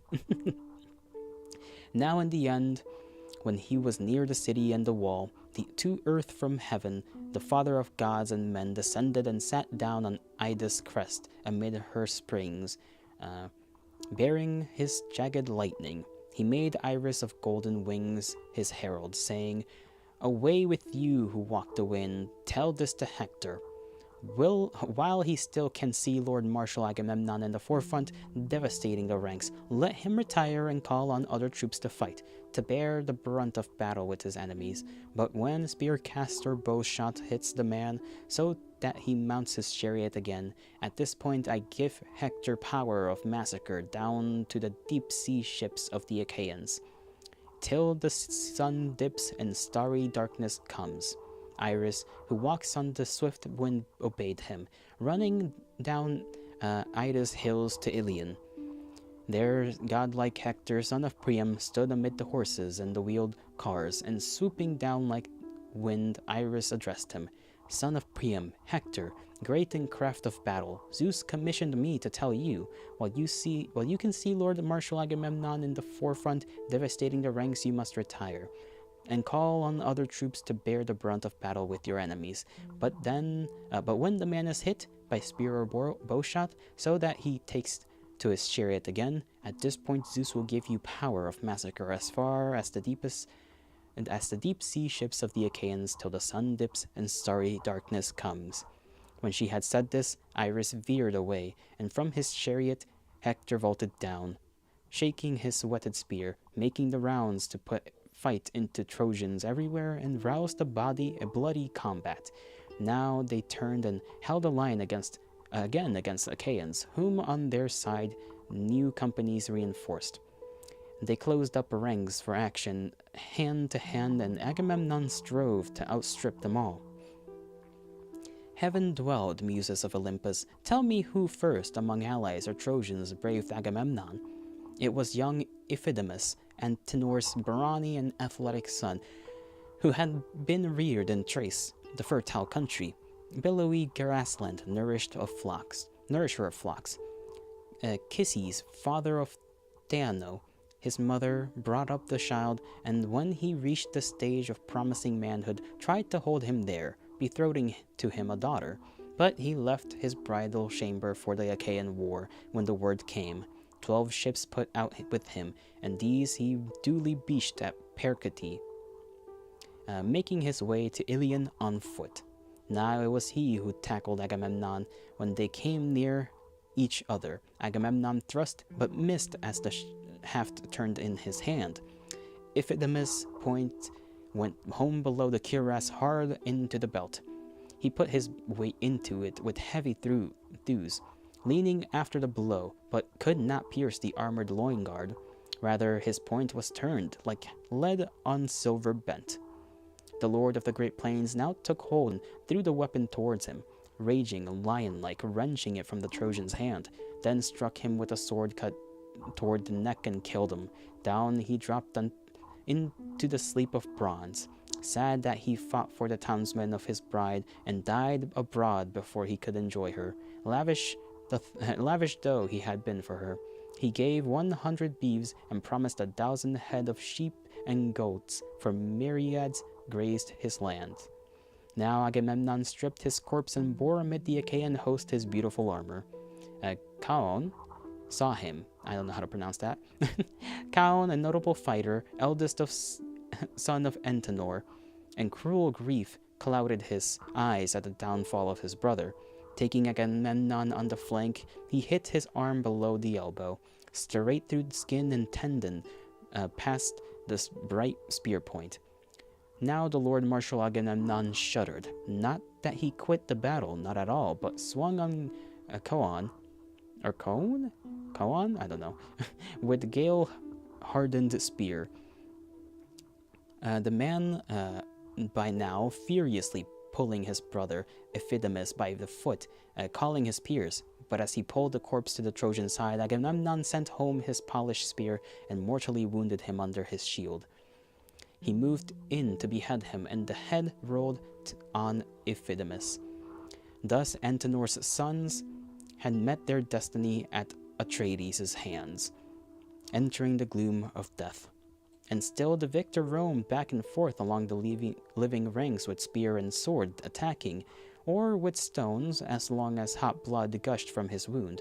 But when his blood no longer flowed and the gash dried, then rays of pain lacerated Agamemnon, comparable to the throes a writhing woman suffers in hard labor sent by the goddess of travail, Hera's daughter, twisters, mistresses of pangs. The anguish throbbed in Agamemnon now. Mounting his chariot, he told the driver, "Make for the ships," and swore at heart he was by raised a piercing cry to the Danaans.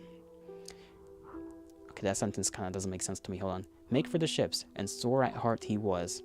Oh, sore at heart. Okay. And sore at heart he was, but raised a piercing cry to the Danaans. "Friends, nobles, captains of Argives, now the fighting is yours, to beat the tide of battle back from our ships. For Zeus, who views the wide world, would not give me leave to battle against the Trojans all this day." His driver whipped the beautiful chariot horses back to the ships, and willing they ran with foaming chests and dust coating their bellies to bear the wounded king out of battle. Hector had kept his eyes on this departure and gave a shout to the Trojans and Lycians. Yes, we'll go with Lycians. Lycians just sound weird. Lycians. Alright. Trojans, Lycians, and Dardan spears, remember valor, friends, and fight like men. Their champion has left the field. Oh, here is my great chance, granted to me by Zeus. Now, forward with your team into the center and win the highest prize of all.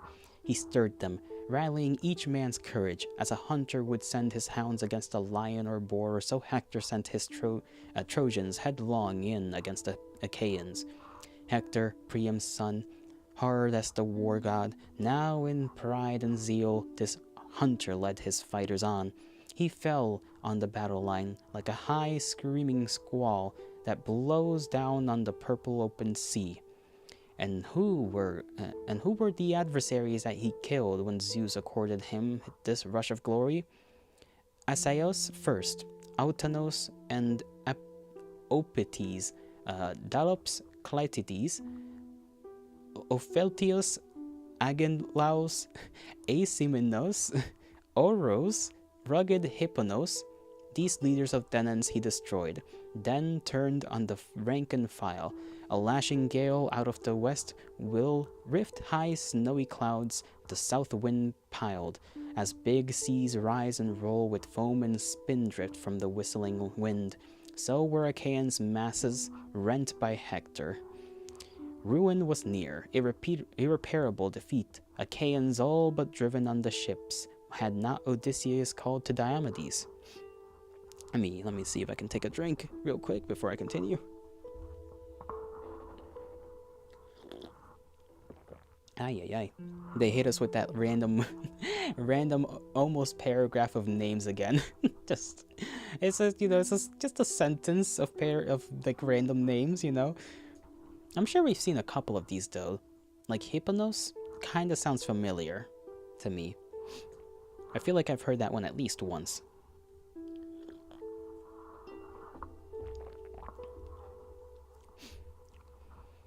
Son of great Titus, what has come over us? Have we lost all our power of attack? Come here and stand with me, old horse. Dishonor lies ahead if Hector fires the ships. Diomedes answered him, I'll stand with you and take what comes by heaven. Only small good it will do us. Lord Zeus, master of cloud, wills them the upper hand and not ourselves. At this he knocked Thymbraeus from his chariot with a direct hit on the left breast. Odysseus killed Molion, the squire to that lord. From these who were out of action, they turned around against the pursuing pack. There we go.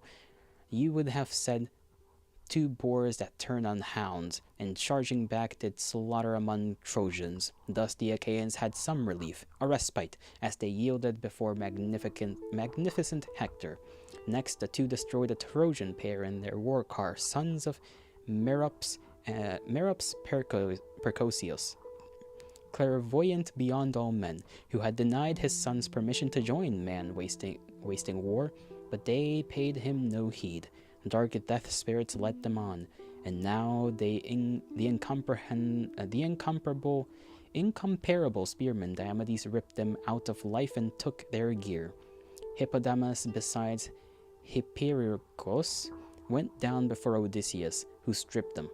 For a short time, down gazing out of Ida, Zeus kept the battle doubtful, tense and even, as each side made its kills. I do wonder... I do question how exactly they have enough time to strip the bodies of their armor. And it is, I feel like that's a skill, Like you're in the middle of combat, you kill a guy, and then you're just trying to take his shit. I guess the enemy is technically also doing the same to you, so it's like, there's a little bit of leeway there. Or at least, they kill your guys, you kill their guys, you're both trying to just ransack each other at the same time. Such an awkward thing, though, to imagine. Now Diomedes, fighting Agastrophos, a son of Paeon, gave him a hip wound, but the warrior's chariot was not at hand to save him. A bad error, his driver held it far away. On foot, Agastrophos went limping through the fight until he perished. Looking across at this, Hector attacked the Achaeans with a yell, while Trojan companies fell in behind. Diomedes shivered as he watched them come, and turning, said to Odysseus beside him, we are the ones this wave is heading for, a black wave too. Here is Hector in his power. Come, let's brace for it and defend ourselves. He whirled and cast a long spear, trailed a swift shadow straight to the mark he aimed for, the helm crest. But it rebounded, clanging bronze from bronze, and never reached or broke his handsome skin. The ridged and triple-welded helm Apollo gave him was impervious, but Hector swerved in shock and, running wide, rejoined his men. Then, fallen on his knees, he leaned on his great hand, and a black swoon veiled his eyes, while Diomedes went a long way down the line, tracking his weapon to where it lay. Hector got back his breath, and, once more mounted on his chariot, he rode among the other cars and shunned the shadow of death. Diomedes shook his spear and called, "You dodged away from death again, you dog, and a close thing too. Phoebus Apollo pulled you through. He it must be you pray to whenever you go near the jolt of spears. One more throw, by heaven, and will finish you, if there is any god on my side too. Now I'll face any others I can." He leaned over to strip the son of Paeon, and then the lord of Helen, Alexandros, resting against the gravestone on the mound of Elos, a patriarch son of Dardanos, bent his bow at the Lord Marshal Diomedes. Imagine Diomedes taking the dead man's cuirass from his ribs, and from his shoulders the shield all glimmering, and his heavy helm, even as the adversary drew his bow to the grip and shot, and not in vain the arrow sprang from his fist, but through the right foot bonework of Diomedes into the earth it punched. The right footwork. Wait, the right bone work. He got shot in the foot? Oh, jeez. I think that's what they're trying to say. Alexandros jumped out of the bush laughing and called to him, vaunting, "Hit you are, and hard. Not wasted shot that, but I should have hit you under the ribs and brought you down. That would relieve the Trojans from their ordeal. You spooked them as a lion does belting goats." Undaunted, Diomedes answered, You bow and arrow boy, you curly head, all eyes for little girls." What? "I wish you'd try me face to face with pike and shield. Your archery will do you no good then. You brag this way for having scratched my instep. It's nothing. A woman's shot or a silly little boy's. A weak knee half-wit arrow has no point. By heavens, arrows of mine are whetted differently. One that grazes a man will stretch him dead. His woman's cheeks are torn with grief, his children orphaned. He must soak the earth in rot with kites for company, not women."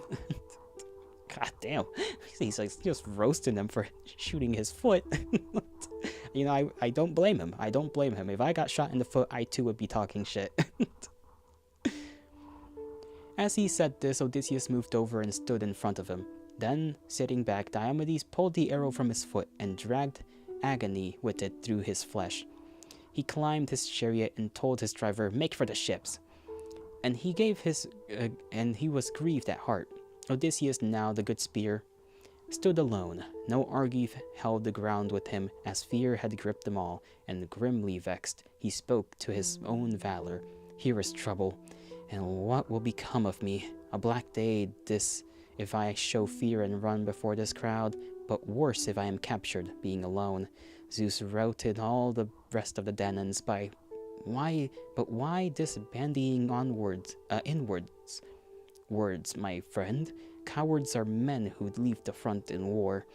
The man who will be worth respecting in battle holds on, whether he's hit or hits others." During those meditations on they came, the lines of Trojan infantry, and broke around hemmed in their peril. As when around the wild boar lousty hunters and hounds deploy, until the beast trots out from heavy thicket, whetting his white tusks against the lower jaws. The hounds go circling into attack, and under the hue and cry a gnashing sound of tusks and teeth is heard. Even so now, around rugged Odysseus the Trojans ran.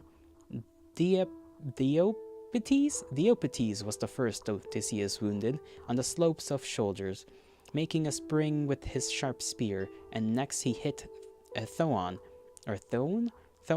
and Ennomos and killed them. Then Chersidamus, who had vaulted down out of his cart, and he caught square in the navel under his bulging shield. The man fell hard in dust, and with his hand spear gripped the earth.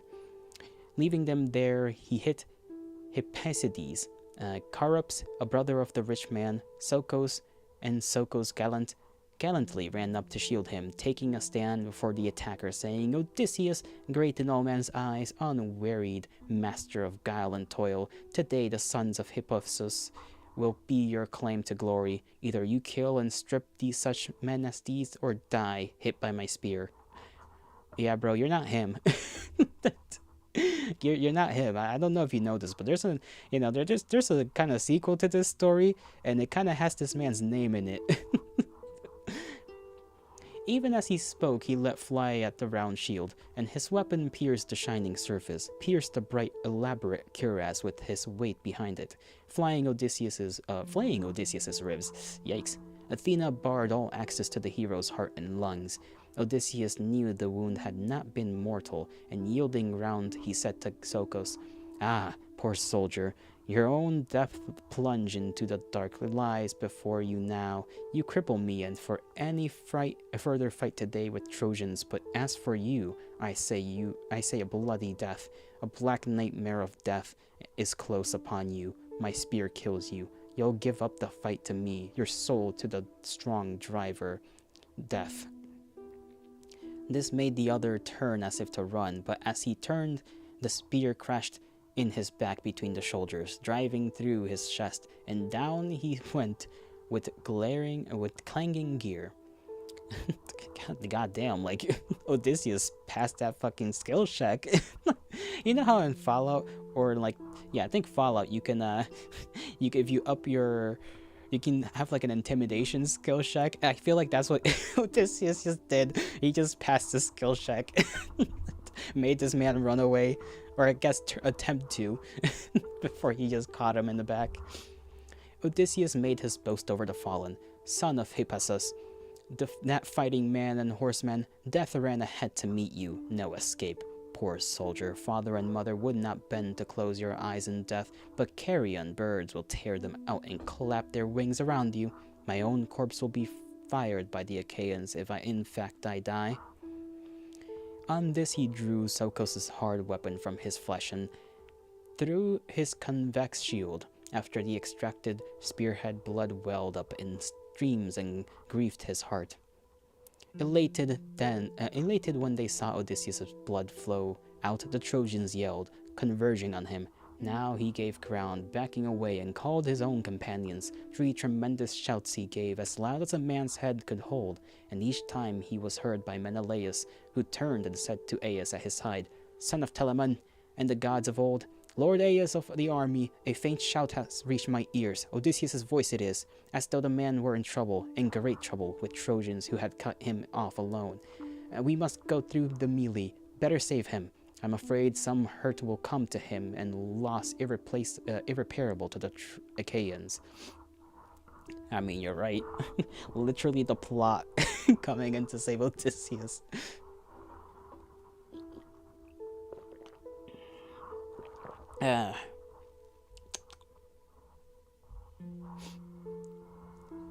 Let me do a little stretch real quick.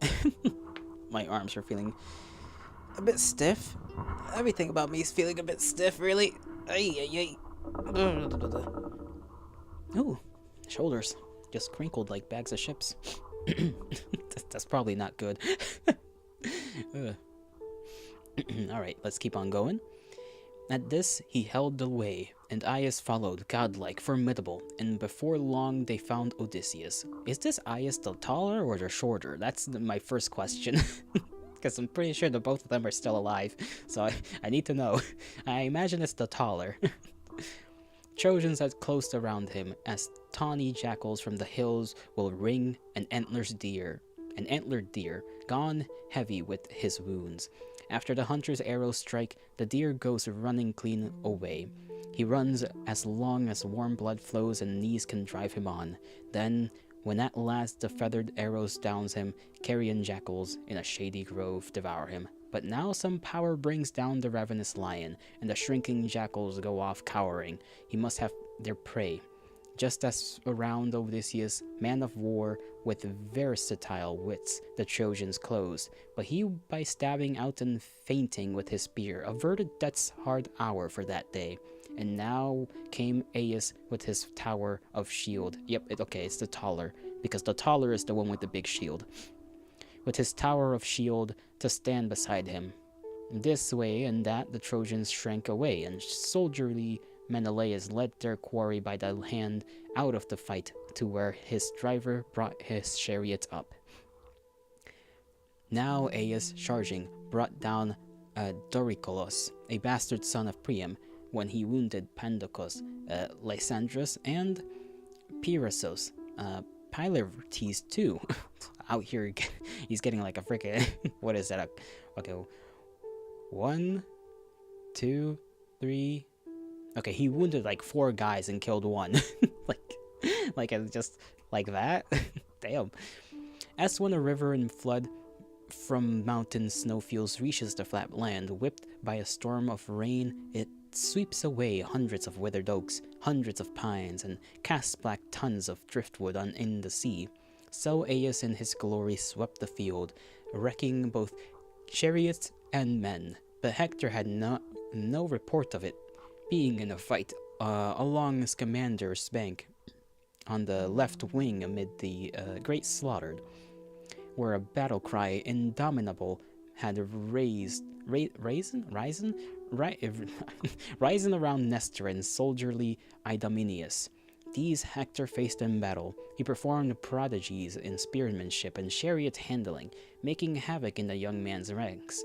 And yet the Achaeans might not yet have given him passage had not Alexandros, husband of Helen, put a stop to Machaon's gallantry with 1 bowshot, an arrow triple barbed in the right shoulder, and the grimmest Achaeans feared for him, feared that the enemy might take him now that the tide of war had turned. Idomeneus called over at once to Hector, "Son of Neleus, glory of Achaeans, quick! Remount your car and let Machaon come aboard, and make your team race to the ships. A surgeon is worth an army full of other men at cutting shafts out, dressing arrow wounds." Nestor, Gerenian lord of horse, complied, regaining his own chariot as Machaon, son of the healer lord Asclepius, came aboard. Nestor flicked his team, and willingly they ran for their safe haven at the ships. At Hector's side, Cebriones made out the melee's patter. "You and I," he said, "are fighting, Hector, on the outer edge of a great deafening battle. Other Trojans are in confusion, chariots and men. Telamonian Aias flurries them. I know him well, but he is the one who bears the wide shield around his shoulders. The wide shield around his shoulders. Why not guide our horses toward him, where the charioteers and infantry are locked in a deadly combat, putting each other in the dust? Their cries are never still." At this, he shook out reins to his glossy team with blowing manes and used to crack a whip, and then they felt the lash. They drew the nimble chariot briskly on through Trojans and Achaeans, trampling shields and bodies of the dead. The axle tree beneath was blood bespattered round the car. The rails were spattered from horses' hooves, and from the wheel rims blood flew in spray. It's gotta be nasty. You're just trying to like make sure your damn chariot goes through, and it's just, you know how bumpy of a ride that's gotta be to be going over bodies. A whole field of bodies. It's gotta be the worst fucking joyride ever. Into the man-eating moil Hector now longed to plunge and make a breach.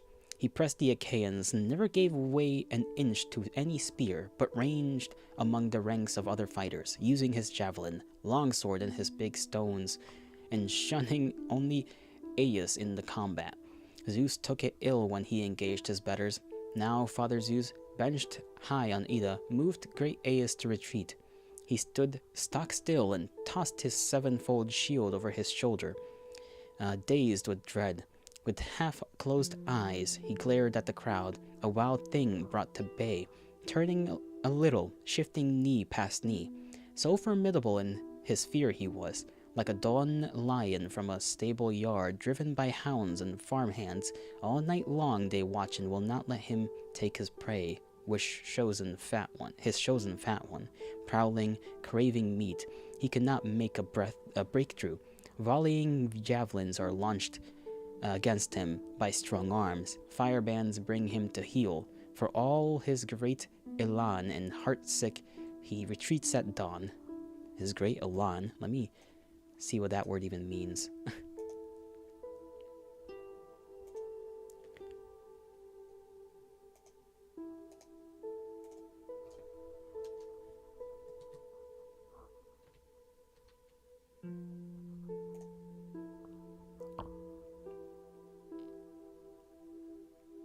Okay, ardor or zeal inspired by passion or enthusiasm.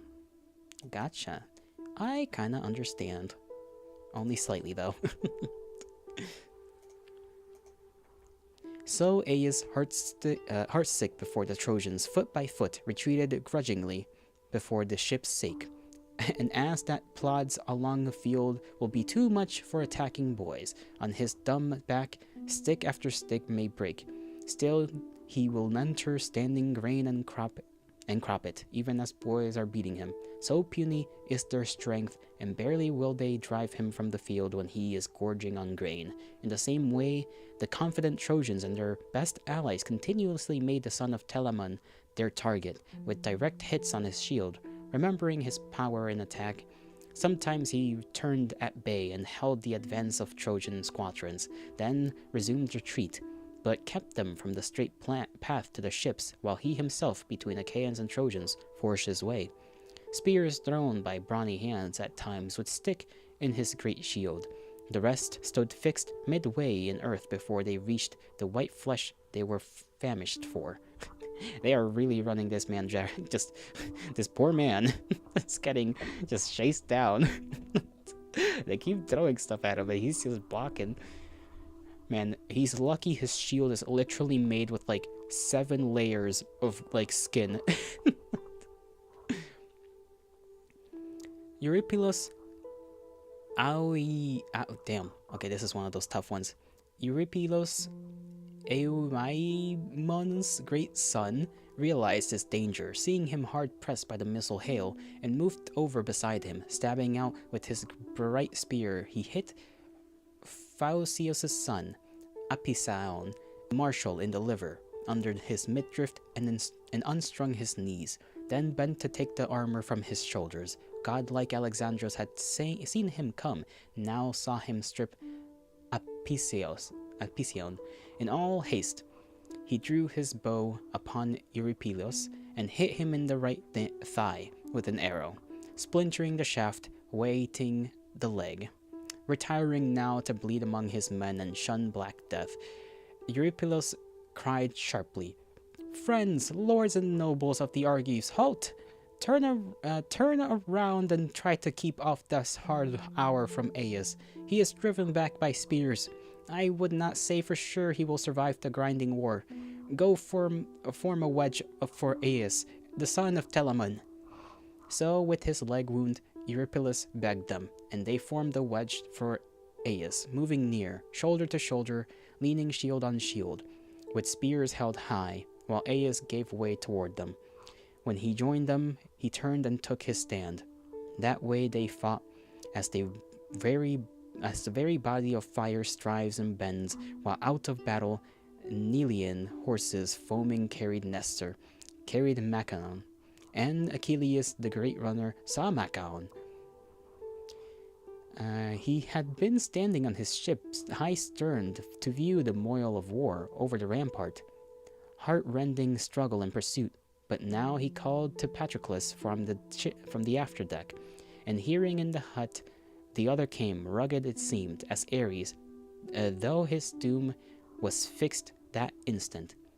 It was spoken first. That's a strange way to write that, but okay. "Why call me out, Achilles? How can I help you?" And the great runner answered, Son of Menoetios, dear to my heart, the Achaeans now will come to beg and pray, I think, around my knees. Inexorable need presses upon them.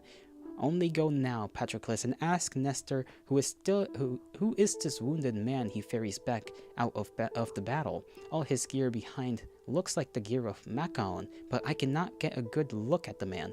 The chariot shot beyond me at the full gallop.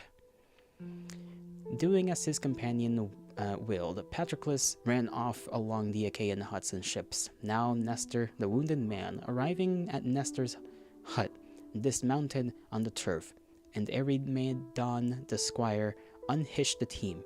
Standing against the sea breeze on the beach, they cooled off, letting the sweat-soaked chithons dry.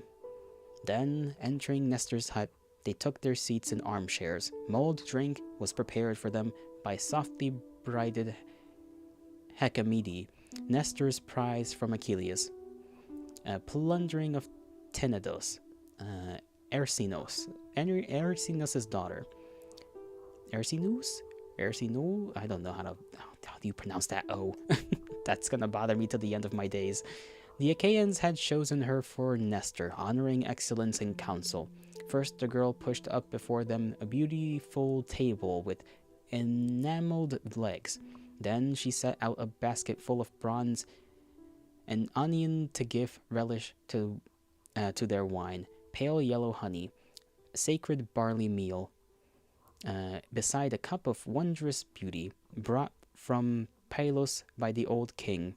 Golden nails it had for studding, and 4 handles on it, each adorned by a pair of golden doves who perched to drink, with double stems beneath. Another man would strain to budge this cup once full, clear off the table, but not Nestor. Old though he was, he lifted it with ease.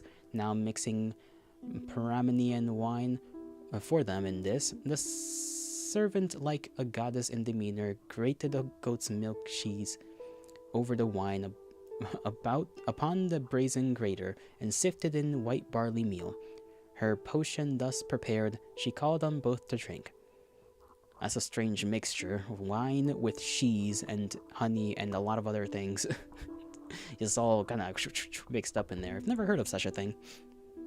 Now the 2 men drank long to rid themselves of burning thirst. I guess it's, a little bit of food, technically, so it's, I guess it's like a way to quench the thirst and fill your stomach at least a little bit. In their relief, they were exchanging talk when at the door Patroclus, like a god, appeared and stood. Old Nestor left his chair to take his hand, to lead him in and seat him. But from the door Patroclus shook his head and said, No time to take a share, your grace. I will not be persuaded. He that sent me is worthy of respect and quick to anger, and sent me here to learn who that man was you brought in wounded. But I see myself it is Machaon, marshal of troops. I'll bear this word back to Achilles. Well, you know how dangerous the man can be, your grace. In a flash he could accuse me without cause. Lord Nestor of Gerenia replied, How is this, that Achilles cares for any Achaean who are hit? He has no notion of what distress has come upon the army. Wounded and out of action, our best men are laying by the ships. Lord Diomedes, Odysseus the great spearman, Agamemnon, Eurypylus, hit by an arrow in the thigh, and this man who I brought just now from war, disabled by an arrow from a bowstring. Splendid Achilles pities no Denons. Waiting, is he not, until the ships on the sea verge are fanned by billowing fire, whether we Argives will or not, and we ourselves are killed off one by one. My strength is not what it was in my bent leg or arm. If I were only young and had my powers intact, as when the quarrel rose between the Ilians and ourselves for cattle raiding. I killed Itamenius, Hypericos' son, a champion in the Ilias. A champion then in Illis. There we go. I don't know where I got the from. In the Illis. That doesn't make any sense. And drove home his rusted cattle. trying to protect them, he met a javelin from my hand and fell, his bumpkin herdsmen panicking around him. Prizes out of the plain we drove together in great hosts. Of cows there were 50 herds, as many flocks of sheep and droves of swine and roaming herds of goats, and chestnut horses, 150 tawny horses, mares every one, many with suckling foals. We drove them into Pylos, Neleus's land, up to the town at night, and Neleus's pride was pleased that spoil so great had fallen to me, a green hand at war. Loud in the dawn light, herald announced that all men who had claims on ancient Elis should present themselves, and on their assembly, leading men of Pylos made the apportionment, for there were many to whom the Epeioi were in debt. We suffered wrongs in Pylos, being a scanty people. Heracles in the years before had come with depredation and death upon our best. 12, for example, were the sons of Neleus, and I alone was left. The rest were killed. These exploits puffed the Epeioi up. They showed their insolence, devising crimes against us. Now our old king sequestered up for himself a herd of oxen and a flock of sheep, 300 beasts with herdsmen. For in Elis a great debt was in due, a 4-horse team of racing horses and their chariot. I'm not gonna lie, I have no idea what the story has to do with anything. And Patroclus comes in and is like, listen, I'm just here to make sure this guy is the guy Achilles thought he was, and he is, so I'm gonna go now. And then the old man just starts jabbering, which I guess that's a very old man thing to do, to be fair.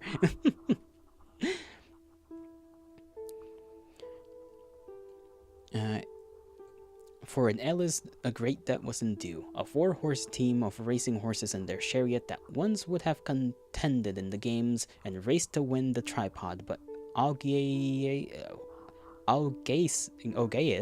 lord of Aliens,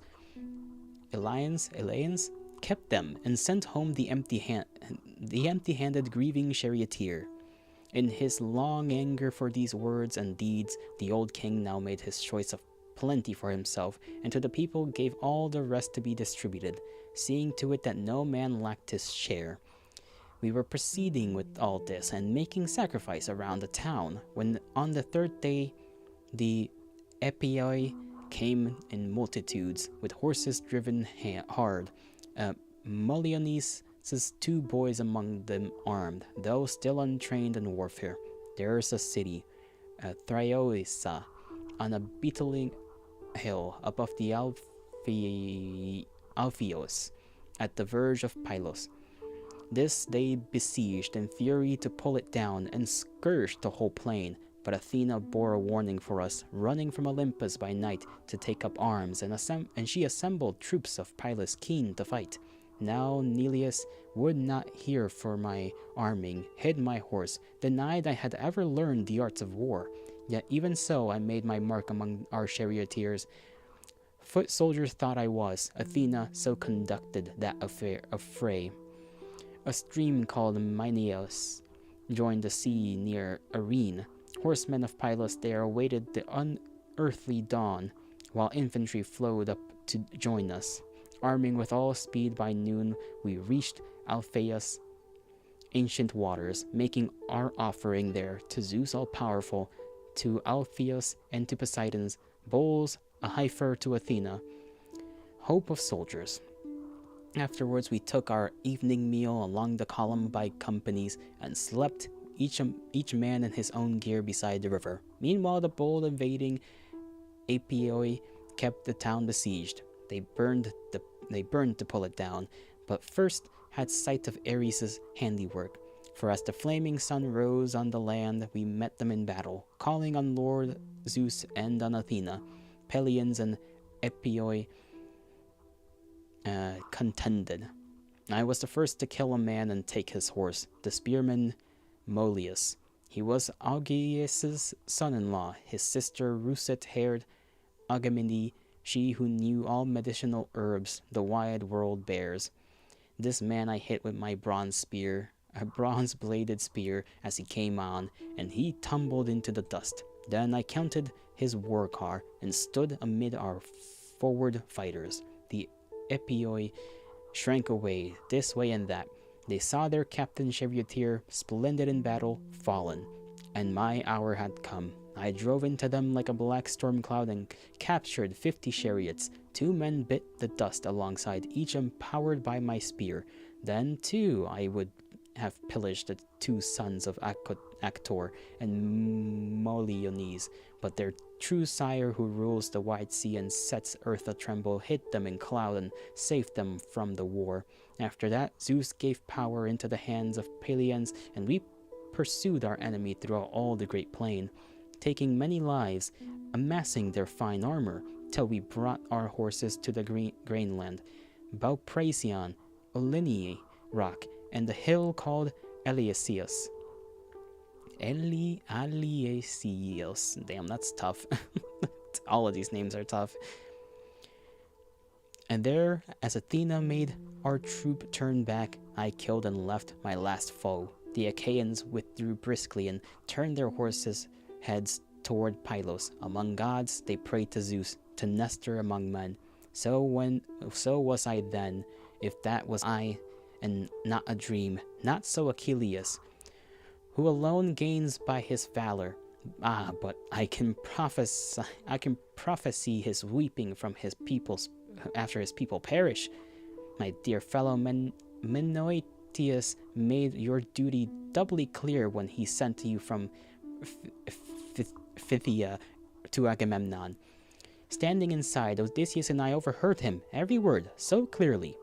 We had arrived to Peleus' great house on our recruiting journey through Achaia, and found the old soldier Menoetius there, with you at Achilles' side. Then Peleus, master of horses, burned thigh bones to Zeus, lord of the lightning, in the enclosure of his court, and held a cup of smooth gold, pouring dusky wine on the burnt offerings. You too were carving right and left the carcass of the ox when we two reached the entranceway. Achilles rose in surprise and, taking both our hands, required us to rest, then placed before us all that a guest should have. We were refreshed by food and drink, and thereupon I spoke, inviting both to go with us. Most heartily you wished to go, and now your fathers both repeatedly enjoined your duties on you. The old man Peleus urged his child Achilles to do none but great feats, to be distinguished above the rest. As for Menoetius, the son of Actor, these were his words to you. My child Achilles is a higher being by his immortal blood, but you are older. He is more powerful, but your part should be to let him hear close reasoning and counsel, even commands. He will be swayed by you for his own good. These were your father's words, although you now forget them. But now, late though it is, tell all this to Achilles, hoping he may come around. Who knows what power he may help a plea from you to stir his heart. There is sweetness in persuasion by a friend. If in his own mind he is keeping clear of an oracle, if her ladyship, his mother, declared to him some prophecy from Zeus, all right, then let him send you into battle. Let the battalion of Myrmidons find you. Victory light for Danaans you may be. And let him give you all his beautiful armor to wear in battle. Taking you for him, the Trojans may retire from the field, and let the young Achaeans have a respite, exhausted as they are. War gives brief rests. You and your soldiers fresh against tired men, and might easily throw them back upon the town away from our encampment and our ships. Holy moly, this man. Oof. Nestor knows how to talk, holy.